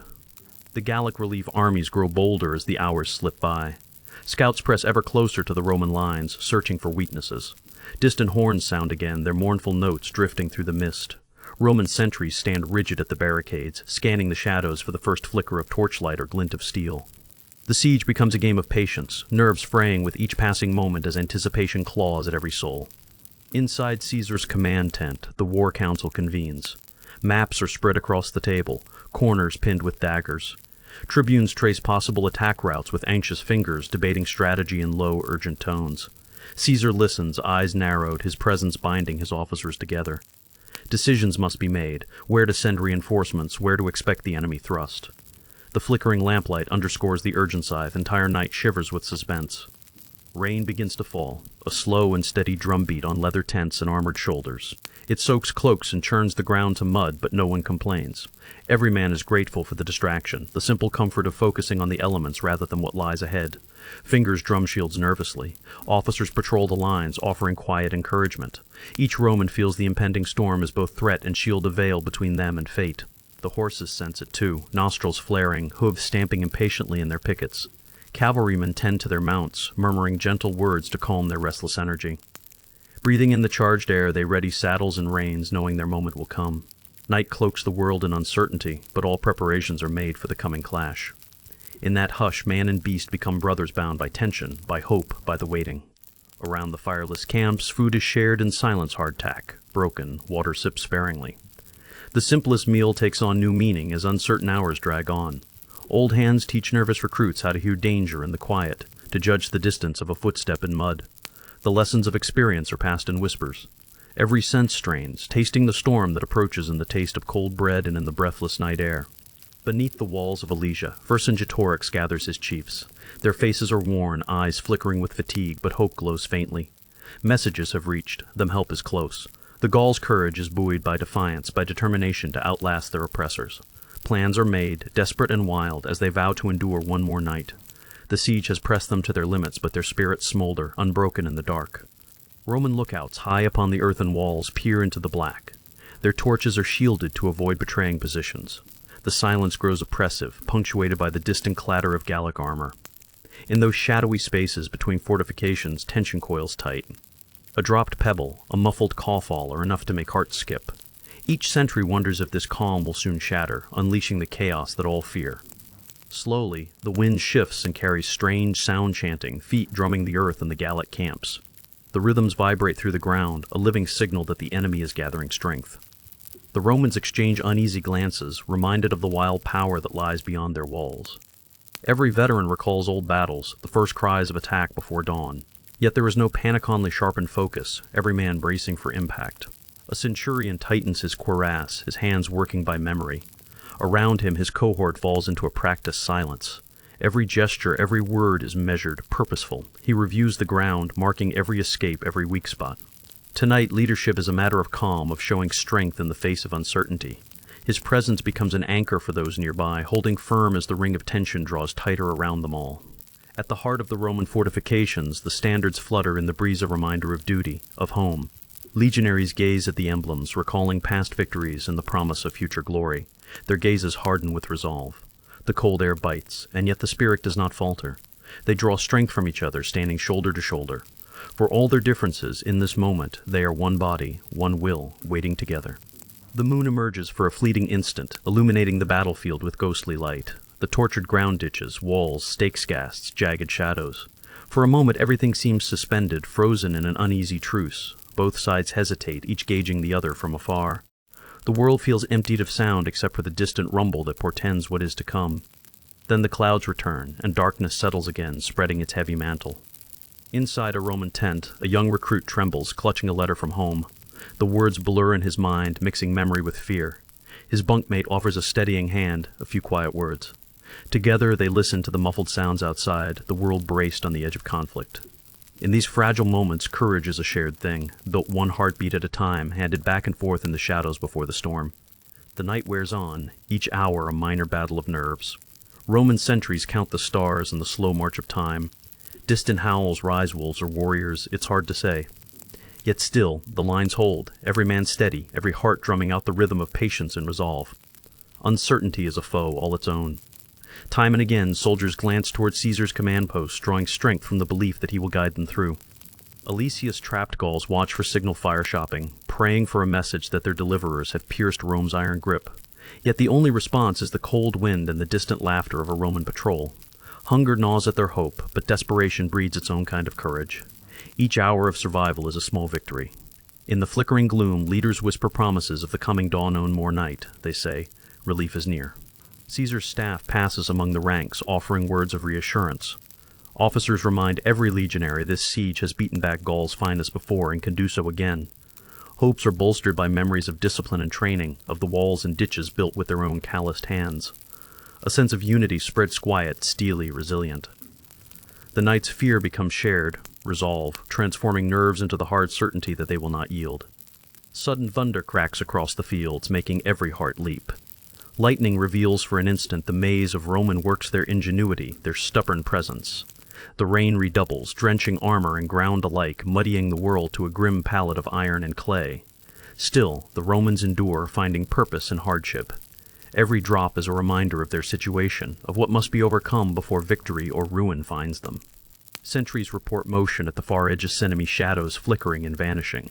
Caesar's messengers rush to officers, passing updates through the ranks. Orders are relayed in hurried whispers, shields are checked again, and the lines are reset. The anticipation becomes nearly unbearable. Some close their eyes and count, trying to slow pounding hearts.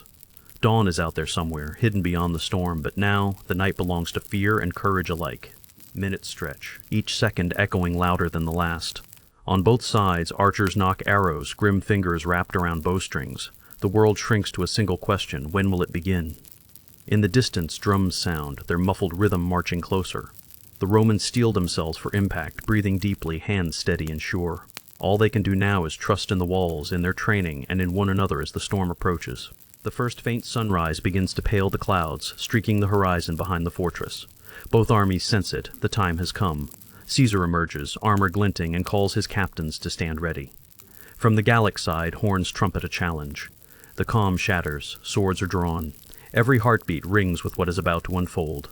With the coming day, the storm at Alesia will break, and the world will change forever. Chapter 7. Night assaults and daylight charges. Beyond the Roman ramparts, a restless silence gives way to sudden chaos. Shadows flicker as Gallic warriors gather in the darkness, every heartbeat echoing with anticipation. Horns blare, their harsh calls cutting through the night. From deep within the misty woods, the first javelins fly. The ground quivers beneath the weight of thousands preparing for battle, their determination as fierce as the night itself. A sharp cry splits the air, followed by the rolling thunder of hooves. Torchlight glimmers off muddy shields as Gallic allies surge forward, their war cries mingling with the angry clatter of weapons. Roman sentries shout warnings along the walls while dart-like projectiles strike with deadly force. Smoke curls above the trenches as defenders rush to their posts, the mud thick with trampled footprints and broken spears. The battle's wild pulse quickens.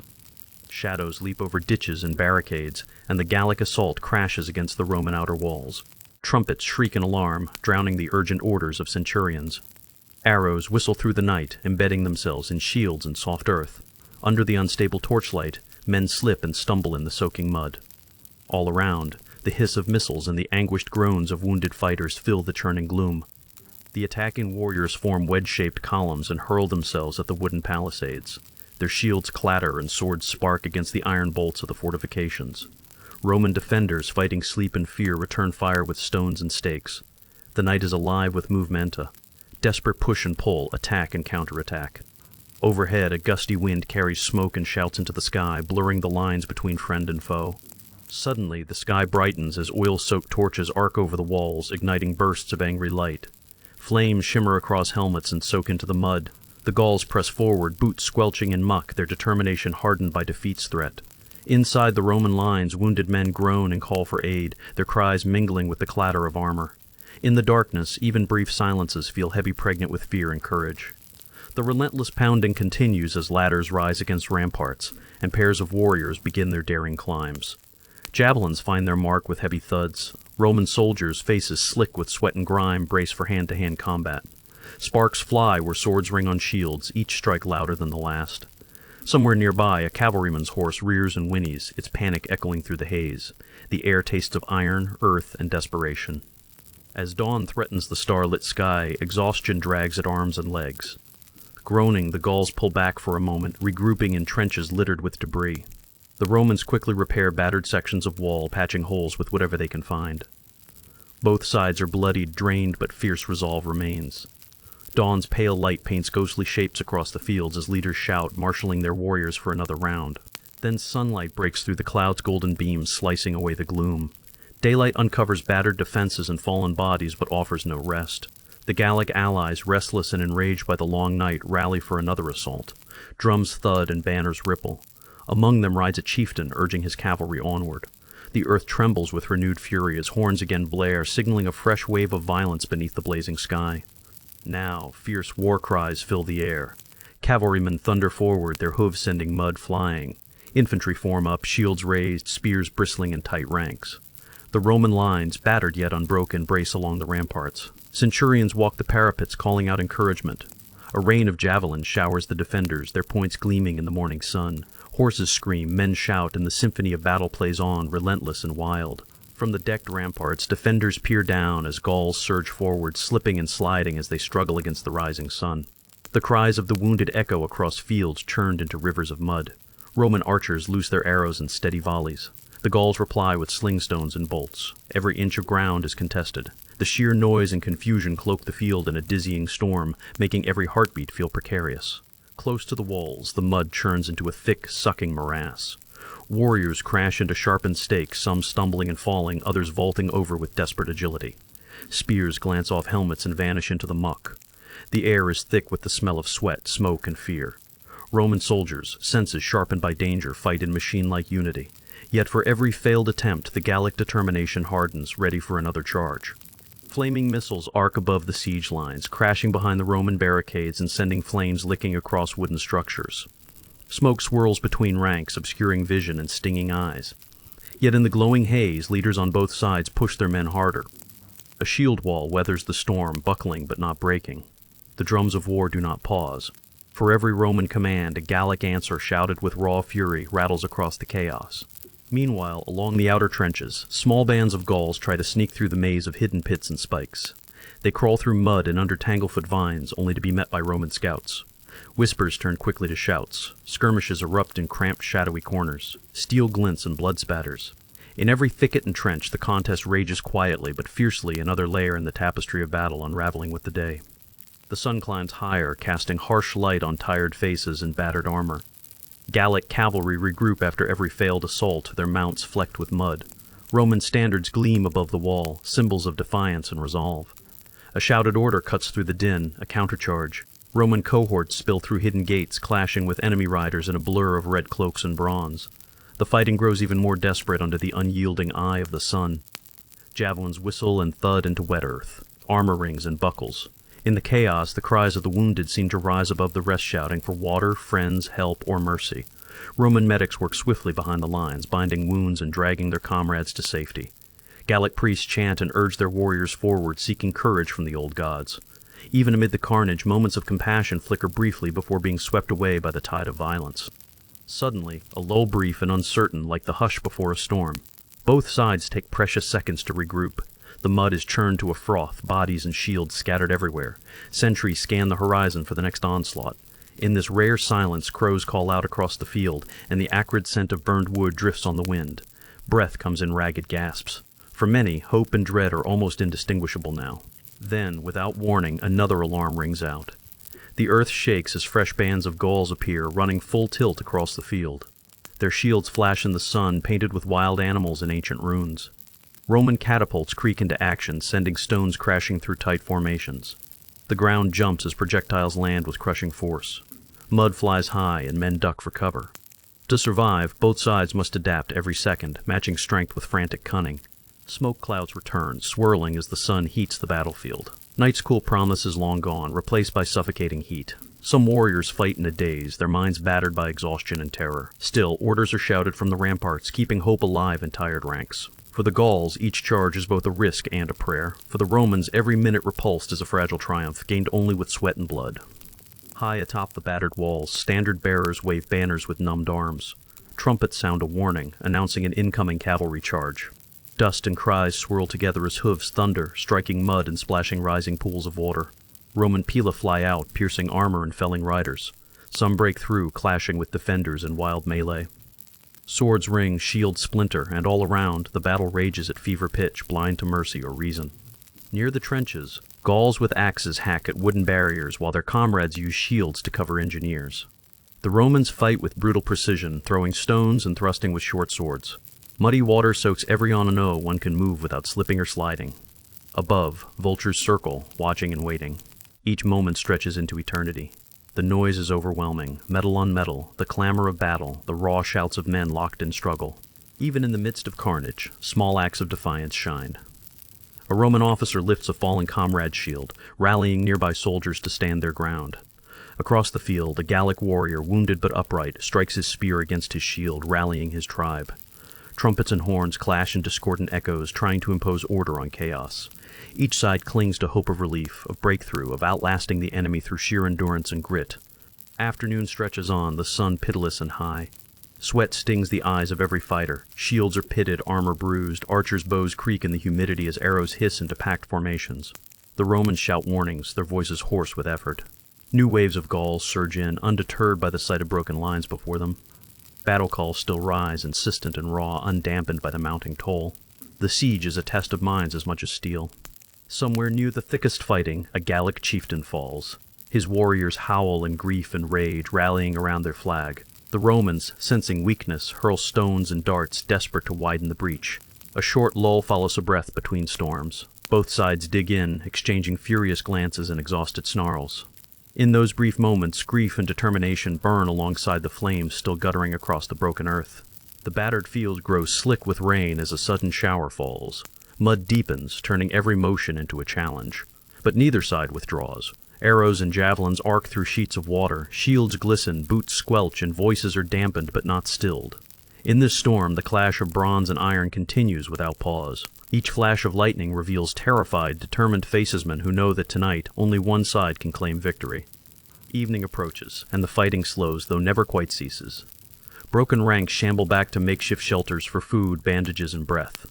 Roman officers inspect damage to the fortifications, murmuring plans for the night to come. Gallic leaders count their wounded and dead, silently vowing another try at dawn. The battlefield cools, but the tension thickens. As the sky darkens again, every man waits for the next trumpet, the next storm of steel.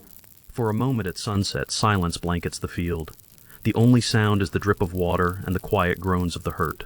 Some find a patch of dry ground, sitting in exhausted circles.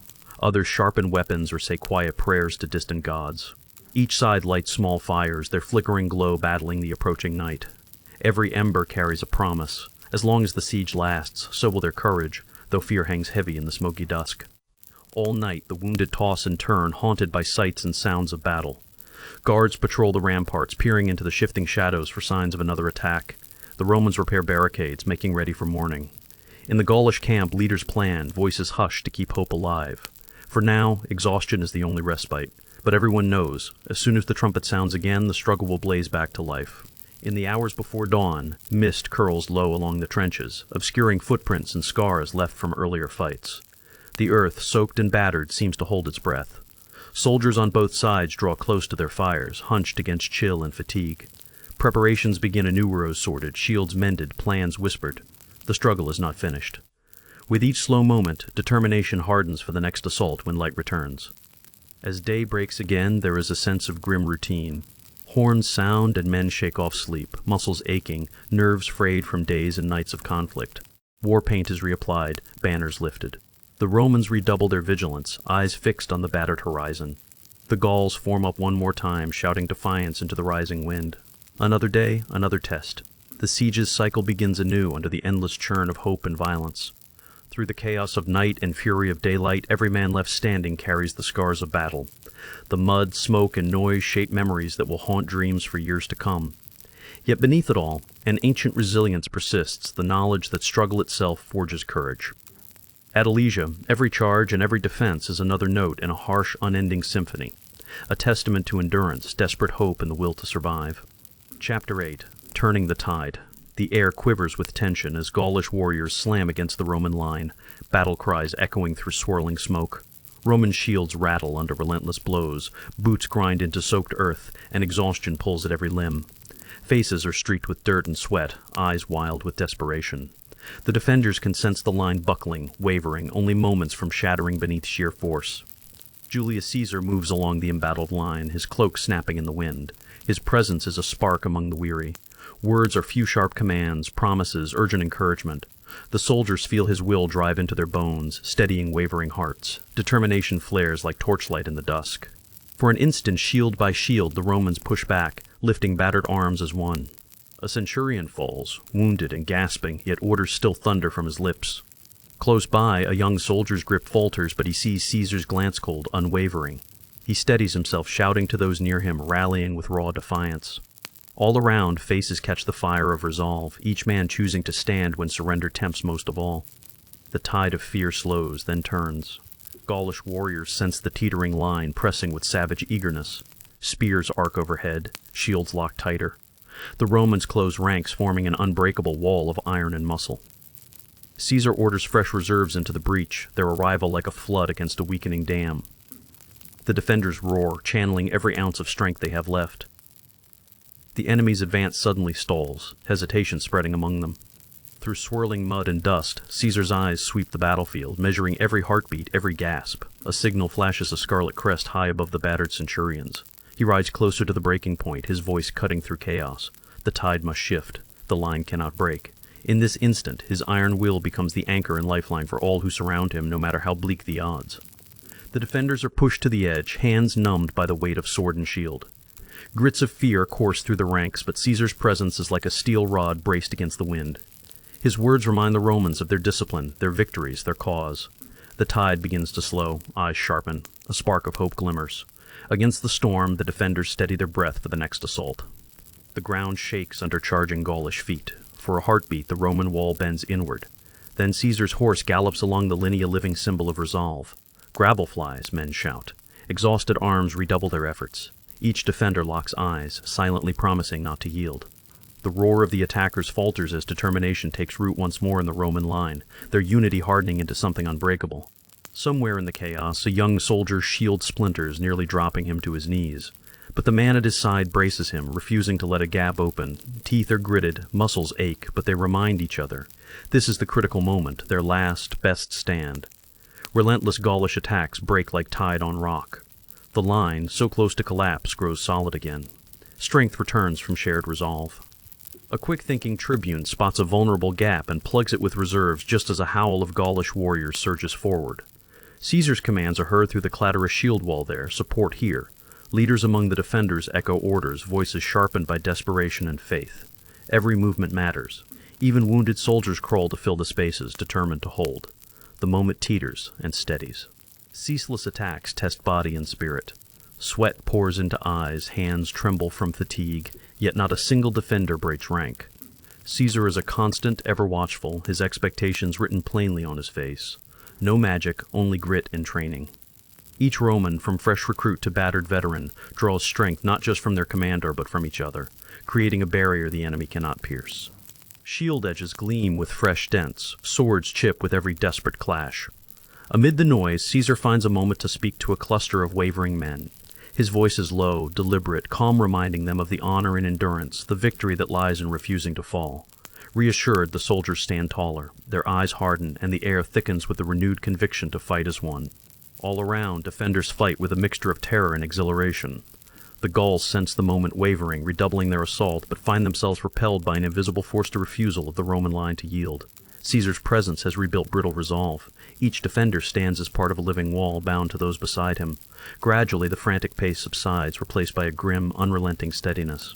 A battered legionary thinks of home, of peace, as he blocks yet another axe. A comrade's shout pulls him back. He remembers where he eyes and why he must endure. Above them, Caesar's figure stands against the storm of arrows, undaunted. Exhaustion touches every soul, but seeing him so composed, so determined, rekindles their own will. Together they dig deep, forging hope from the embers of exhaustion.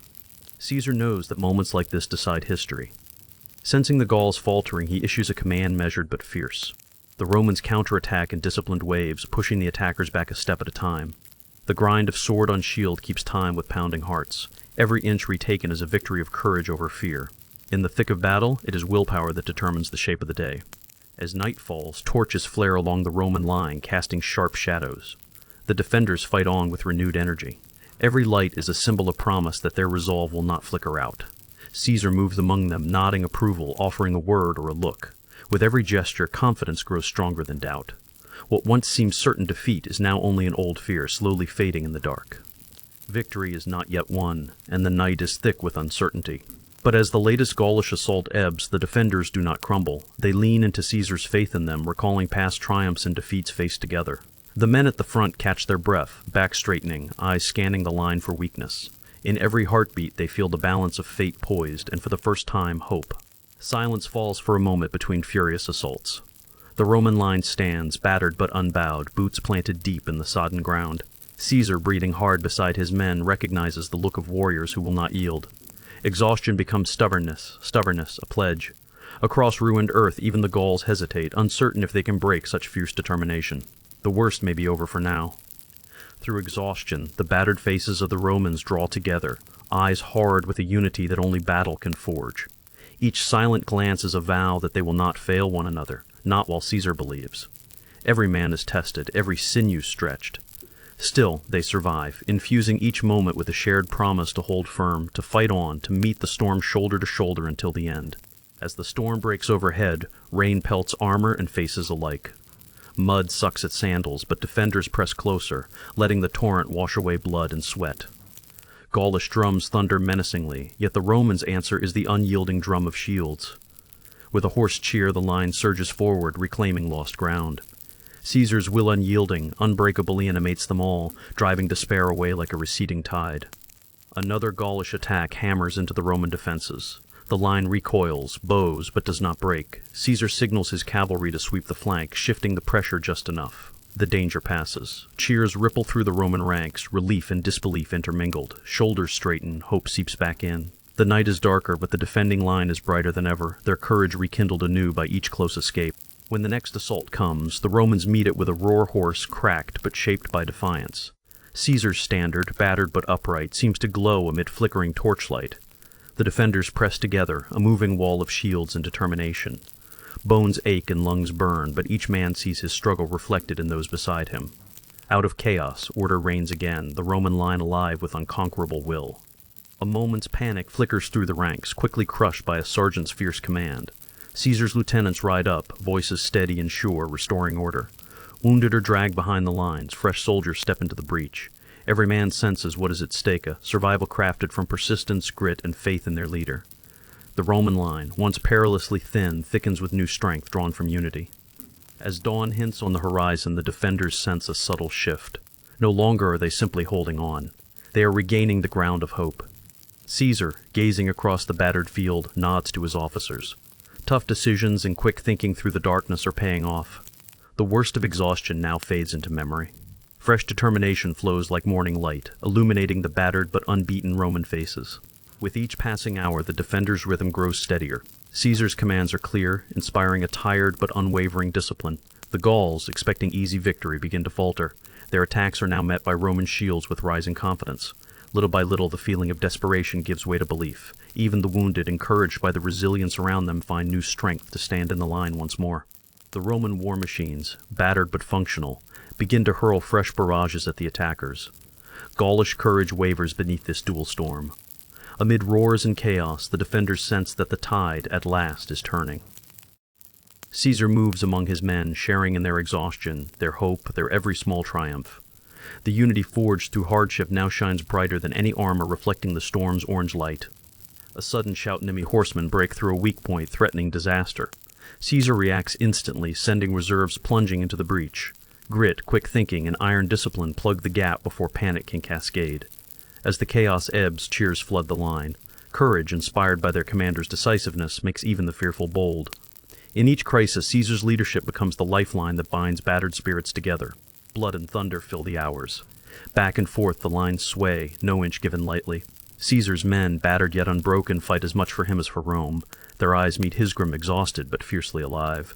Together they find something beyond mere survival, the will to fight on, to reclaim each foot of ground, and to turn all fear into fuel for one final stand under the battered crimson standard. In a lull, Caesar rides among his men, his presence steadying even the most shattered nerves. Here, a reassuring word. There, a nod or clasp on the shoulder. The defenders, reminded that they are not alone, rediscover fellowship and strength in the darkness. The shared ordeal becomes a bond unbreakable by sword or storm. With Caesar at their center, the battered line resolves to withstand whatever dawn might bring. Torches gutter in the wind as rain falls harder. Yet the Roman line is sturdy now, no longer brittle with fear. The battered men, drawn together by necessity and belief, wait for the next assault with eyes calm and jaws set. If fatigue had nearly undone them, determination now rebinds every broken thread. As the night deepens, Alicia's defenders hold steady, no longer merely surviving, but ready to push back for victory. The tide has indeed turned. What began as mere survival now stirs into the hearts of the defenders as defiance and daring. Caesar, standing tall against the storm, becomes a beacon for every tired soul. As dawn edges over the horizon, it is the Romans who loom larger, their unity and will forged by trial. Against all odds, their line stands unbroken, and hope, once faint, rises anew above muddy, war-torn ground. Chapter 9. The Fall of Alesia. Dawn breaks cold and gray across the battered earth. All around the Roman lines, a hush settles as if the world pauses to breathe. The final Gallic attack, fierce and desperate, has splintered under Caesar's iron defense. The ground is littered with shield splinters and broken dreams. Here, history pivots. The hope of a free Gaul, once burning bright, now flickers in the wind. The survivors of the great Gallic relief army scatter into the forests, their banners abandoned in the churned mud. Behind them, only silence remains, broken sometimes by distant cries or the creak of armor. In the Roman camps, exhausted soldiers watch the horizon with cautious eyes. Victory's taste is bitter, so much blood, so many fallen. Elysia's fields are quiet now, waiting for the next act in this ancient tragedy. Vercingetorix, proud king of the Arverni and leader of the Gauls, knows his fate is sealed. The walls of Elysia, once crowded with hope and resistance, are now shadows haunted by hunger and sorrow. Stepping into the chilled morning air, he dons his armor one last time. Each movement is heavy, laden with the memories of lost battles and lost friends. Today he rides not for war, but for surrender. Outside the battered gates, Caesar awaits. His legions stand silent, their faces streaked with mud and exhaustion. They have broken the siege, bent but unbroken themselves. Vercingetorix rides forward, slow and tall. Every gaze is fixed upon this lone figurance, the spirit of rebellion, now the bearer of his people's final hope. The fields around them echo with the weight of history. Vercingetorix halts before Caesar, his horse trembling beneath him. The Gallic leader pauses, breaths deep and unhurried. With all eyes upon him, he dismounts and removes his helmet, letting it fall softly to the earth. There is no defiance, left only exhaustion and acceptance. He kneels quietly, offering his sword to his conqueror. The moment is grave, both men knowing history will never forget this surrender. Caesar meets Vercingetorix's gaze with an impassive stare. The Roman general, so long pressed to the edge of defeat, now stands victorious. Around him, the cheers of his men die on their lips, replaced by an unsettled silence. Triumph is a hollow echo in the sweeping wind. Vercingetorix accepts his fate with dignity, the final act of defiance found in his calm surrender. The die is cast, and Gaul has fallen. Through the streets of Elysia, news spreads swift as wildfire. The leader has surrendered. Some weep openly, others sit in stunned silence. Mothers clutch their children as battered warriors stumble home. The hope, so fiercely guarded in desperate days, slips away like mist in the dawn. Even the sky feels heavier, clouds pressing down on the wounded city. Despair settles across every humble hearth, reshaping lives forever. The Romans enter Elysia moving with weary caution. They find not a city ready for battle, but a place hollowed by siege and loss. Hungry faces meet grim Roman eyes. Supplies are piled high for inspection. Wounded warriors line the streets, waiting in uncertain silence. The victors tread respectfully, knowing that their conquest comes at a bitter price. In every corner sorrow lingers, mingling with the morning mist. The fields that once thundered with the tramp of armies now lie abandoned and torn. Broken weapons jut from the earth like ancient scars. Everywhere the signs of fury and flight remain: bloody handprints, trampled standards, feathers lost from hurried escapes. The only sounds are distant crows circling over the dead and the subtle shift of wind through grass. The perfect, haunting silence only war can leave behind. Inside Caesar's command tent, Roman officers gather to survey the aftermath. They speak in hushed tones of daring feats, narrow escapes, and the price of victory. For some, relief is sharp and immediate. For others, remembrance softens any joy. This siege, so dire and uncertain, has hardened the hearts of even the bravest. No one leaves unchanged. Outside, the sun struggles to burn through the clouds, gilding the ruins with uncertain light. Caesar writes a letter to Rome, his words careful and precise. He records the facts: a siege, a victory, a world changed forever. But behind each calm phrase lies the coast of a nation broken, countless dreams swept away by rain and steel. History will remember this triumph, yet only the survivors will truly know its weight. For Gaul and Rome alike, the dawn after Elysia marks a somber new beginning. Sentries patrol the battered fortifications, alert for signs of stray warriors or lurking danger. Beyond the Roman walls, the land stretched empty and raw. The echoes of horns and battle cries have faded, replaced by the slow rebuilding of order. Every soldier knows his story has been shaped by this day etched forever in the mud and memory of Elysia. They carry the silence inside, a quiet companion to their victory. In the Gallic camp, survivors gather around smoldering fires. Stories are whispered of bravery and disaster, of stubborn hope. Some nurse wounds, others simply stare into the embers, letting the shock of defeat wash over them. Worn faces glisten with weary tears. Though united by failure, they find comfort in each other, the bond of those who gave everything for a vanished dream. The night ahead is long and uncertain. Back in Rome, news of the victory spreads faster than the wind. Citizens pour into the streets, celebrating with wild abandon. Yet far away on the cold fields of Elysia, jubilation seems impossibly distant. The clash of empires has redrawn the world, but for the defeated Gauls, the memory of freedom lingers bitterly. Home will never feel the same. Their landscape, scarred by war, holds secrets only they can understand. As the day fades, the battered banners of Gaul are quietly collected by Roman hands. There is no triumph in the act, only the final acknowledgement of a rival's spirit now quelled. Among the fallen standards, tattered cloths tell of fierce resistance and ultimate loss. These tokens are gathered not in celebration, but in silent respect for warriors who stood firm until the world turned against them. All empires rise upon such moments. The prisoners are rounded up and counted, many too weak to stand. Roman physicians do what they can, binding wounds and offering water. There is no cruelty today, just exhaustion and the strange kinship that follows shared ordeal. Caesar's orders are clear: show mercy where possible, for the true battle has concluded. Even enemies, in war's quiet aftermath, become part of the same silent reckoning. Children peer from behind broken doors, awed and afraid. Their world has shrunk to the battered streets and the unfamiliar hush. Mothers soothe them with whispered promises, recalling better days and stories of heroes long gone. Though peace is forced and uncertain, it brings a small hope that the next dawn will offer more than sorrow. Life, fragile and stubborn, presses quietly forward within the ruins of Alesia. On the ramparts, a Roman centurion gazes across the empty countryside. He sees not just victory, but the cost etched everywhere: torn fields, empty homes, lives upended by the clash of great ambitions. His armor, once gleaming, is caked in mud and memory. He lifts his helmet in silent tribute to the days fallen. In the pale light, defeat and victory mingle until they are almost impossible to tell apart.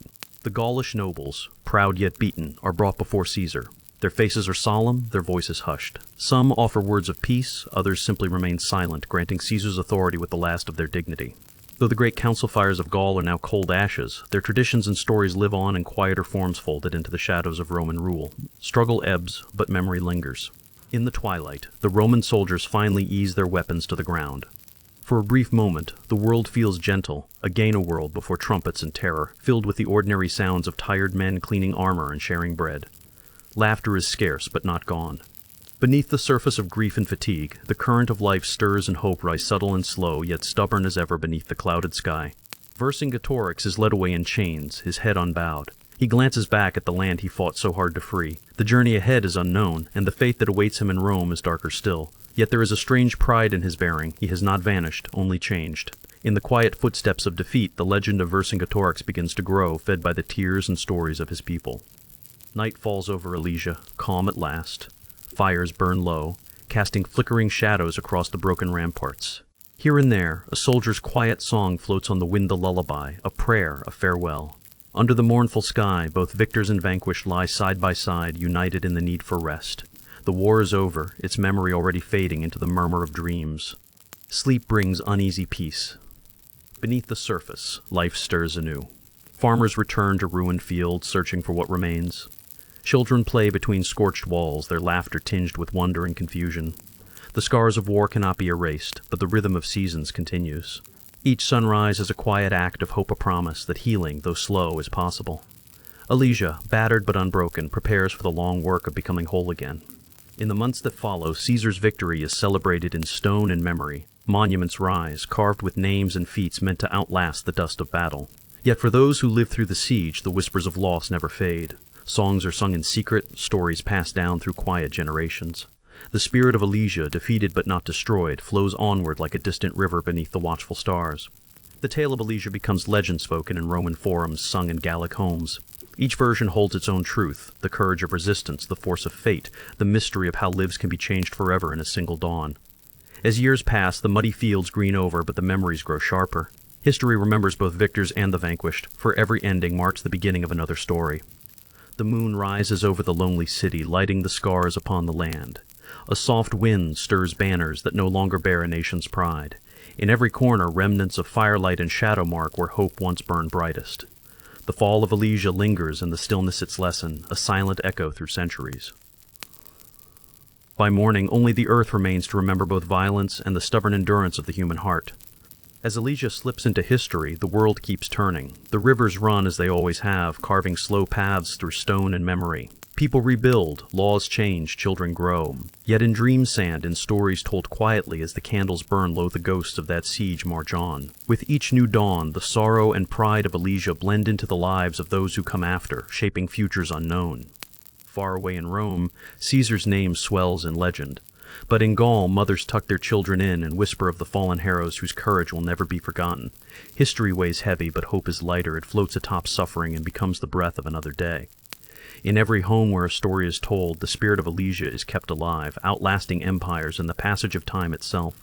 Tonight, let your mind drift over the fields of Alesia. Imagine the quiet now, where once there was chaos, the silent testimony of broken walls, the distant call of an owl, the hush that follows mourning and struggle. Though the world forgets, the land remembers every footstep and fallen tear. In the gentle dark, allow the story to rest, knowing it has been told and is finally at peace. Thus ends the tale of Elysius Falla, story of defiance, despair, and enduring memory. In its silence, lessons lie waiting for those who listen, that hope can flicker even in the darkest storm, that sorrow and resolve walk hand in hand, and that every ending is shaped by the courage of those who came before. Sleep well, and let history's gentle whisper guide you into dreams. Chapter 10. Echoes beyond the walls. The thunder of war has faded, leaving behind a silence almost heavier than the din of battle ever was. The siege is over. No longer do the hills ring with the clash of iron or the shouts of Gaul and Rome. Now, only quiet remains, carrying with it the memory of what once was and what has been lost forever. The ramparts stand empty, shaped by rough hands and desperate hours, but now claimed by stillness. Caesar's men walk with soft steps among the scars their own hands made on the land. Far off, the fires burn down to glowing embers. Here, in the aftermath, the final echoes of conflict drift away, and every broken spear and battered shield whispers of dreams that could not outlast the storm. Night settles over Elysia like a shroud, softening the sharp outlines of shattered walls and quieting the restless earth. The wind moves gently, carrying stories and regrets across the field. For some, the future lies in the conquering shadow of Rome, its promise heavy with cost. For others, echoes of home and hope fall unanswered into the stillness left behind by war's passing. Where once leaders commanded with fire and fury, there is now only the distant scent of rain and the tired hush of survivors. Caesar surveys the darkened camps, knowing every legend has a price. The hopes of a people are scattered like leaves in the wind. In this moment, gentle reflection rises, and the fierce heart of the siege surrenders its anger to the calm that follows. The Gauls, once proud and gathered, now weighed down by their surrender, feel old songs turn into memories. Families remember voices lost to the clash, faces glimpsed only in dreams. The Romans, too, know the weight of victory. What is won can never replace what has vanished. The silence is both mournful and peaceful a space to gently lay down sorrow as night deepens. Inside his weary tent, Caesar sits in fleeting solitude, the champion of Rome and legend for centuries to come. Even victors face their own silent reckonings. The flicker of lamplight throws wavering shapes across his face. His thoughts travel over the walls, beyond the plains, far into the uncertain futures his decisions have carved. The storm has passed, but its echoes linger. Gentle rain begins, falling on the battered earth, washing traces of battle into the soil. The land breathes again a slow, forgiving exhale that comes only after great suffering. As sleep approaches, so does a sense of release, the knowledge that life continues, quietly persistent, in the dark folds of midnight. The last sword is set aside, the last prayer whispered to forgotten gods. Beneath the soft clouds, soldiers dream of returning home of quiet hearths and warm bread, fields lit by the sun instead of by fire. Yet every dream is touched by memory. For some, the journey is only beginning, forged in the dull ache left by parted friends and vanished enemies alike. The road away from Elysia stretches gently, leading toward healing, if not to forgetting. Up among the silent watchtowers, a lone sentinel gazes into the murky distance. The urgency of alarm has faded, even the stars seem gentler now, peering through dissipating storm clouds. There is no longer the threat of siege, no sharp calls to arms, only the slow turning of the night, cradling every soul still restless in its soft, remembering embrace. Peace is tentative, but near. From the fields and forests beyond the ruined ramparts, the world waits change by what it has endured. Somewhere, a bird calls tentative and low, as if testing whether hope can return to land that once trembled under marching feet. Deep within the bones of the earth, old stories are laid to rest. The struggle is over, and in its place, gentle silence lets ancient wounds begin to mend. Each night, dreams drift through Caesar's halls and humble shelters alike. Legends are born not from victory alone, but from the silent moments after. The gentle hush remembers more than any cheerful song. It holds the weight of sacrifice, the lives reshaped by the siege. Listeners, may this silence surround you, softening your own burdens, guiding you to restful peace beyond all echoes of war. Now, as the sky lightens with early dawn, distant thunder fades entirely. Roman banners stand heavy and unmoving, stained by days of relentless wind and rain. The victors rise quietly, haunted by memories of friends left behind, and by the knowledge that legends often come at a cost.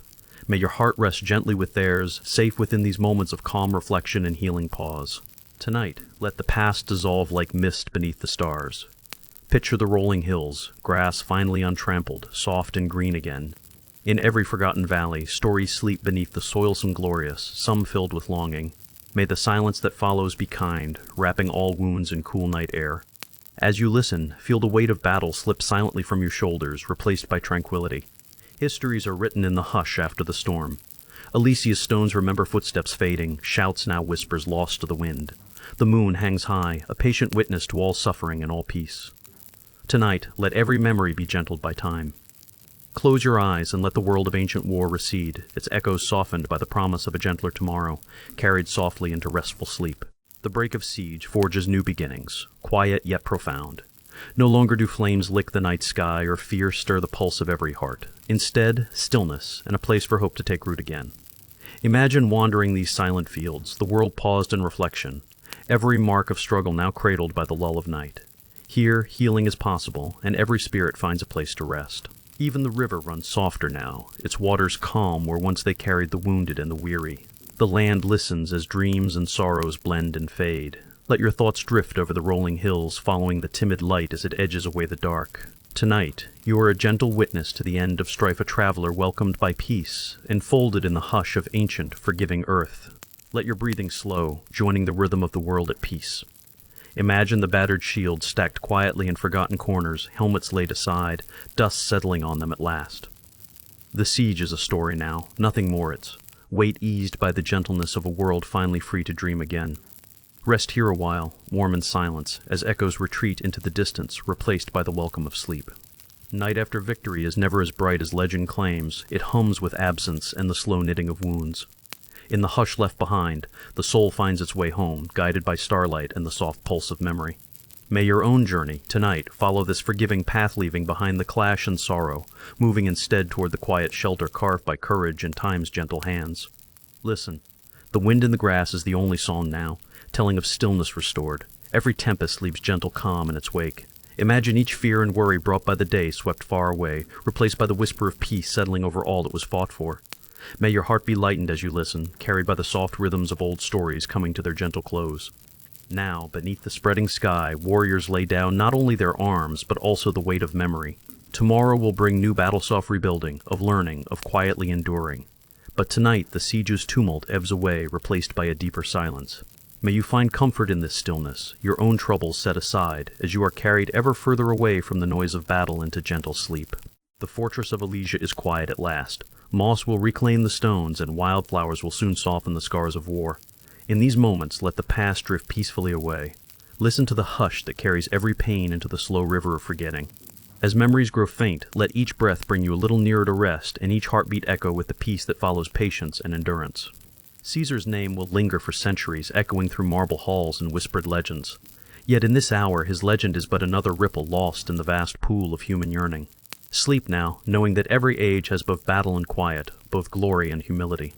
The world you dream of is one where peace returns unexpected, unannounced, soft as a hand smoothing the troubles from a weary brow. Let the tangled threads of the siege unwind gently in your thoughts. No need now for the hard thinking of strategies or the tense watch for danger.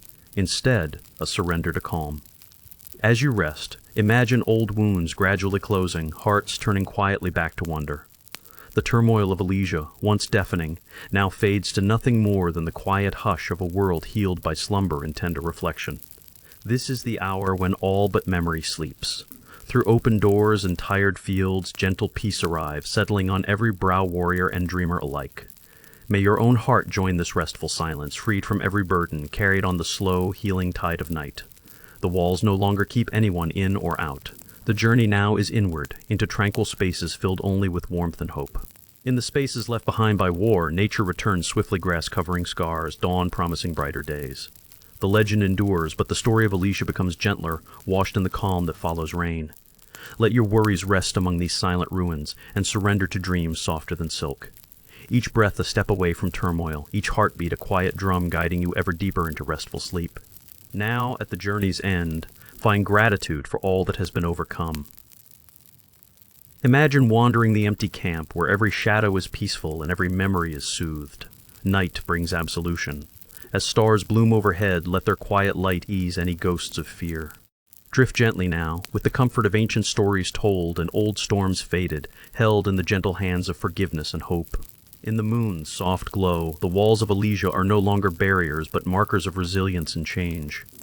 Across the landscape, every spirit bows to the coming of night, every care let go with the day's final sigh. Rest here, holding close only the peace hard won. All that was heavy becomes light, all that was worry becomes gentleness. Sleep welcomes you with the promise of calm after every storm. May this silence wrap around you like a shield, protective, soft as mist after the rain. Let tension uncoil from your body, every muscle yielding to the call of sleep. Remember, battles may shape history, but it is peace that shapes the soul. Drift now on these echoes, as the sound of swords fades fully to distant thunder, and the only story left is the promise of a new day to come. The siege of Elysia is over its dangers, and heartbreaks now released into the long night. In sleep you are safe, no walls remain but those you choose. May your dreams be free of sorrow, and your rest refresh every part of you touched by struggle. The story lingers, yes, but it is no longer fierce. Instead, it is gentle, guiding you softly toward dawn, wrapped in the warmth of hard-won peace. As you settle into quiet, let go of the weight of legend and loss. Feel the calming hush that follows every grand struggle, inviting you to surrender at last to sleep. In the echoing stillness left by Elysia's passing, may you find comfort and renewal. Breathe deeply, rest well, and let peace linger in your dreams, the clash of swords past forever, the world now silent, patient, and waiting for morning's gentle light.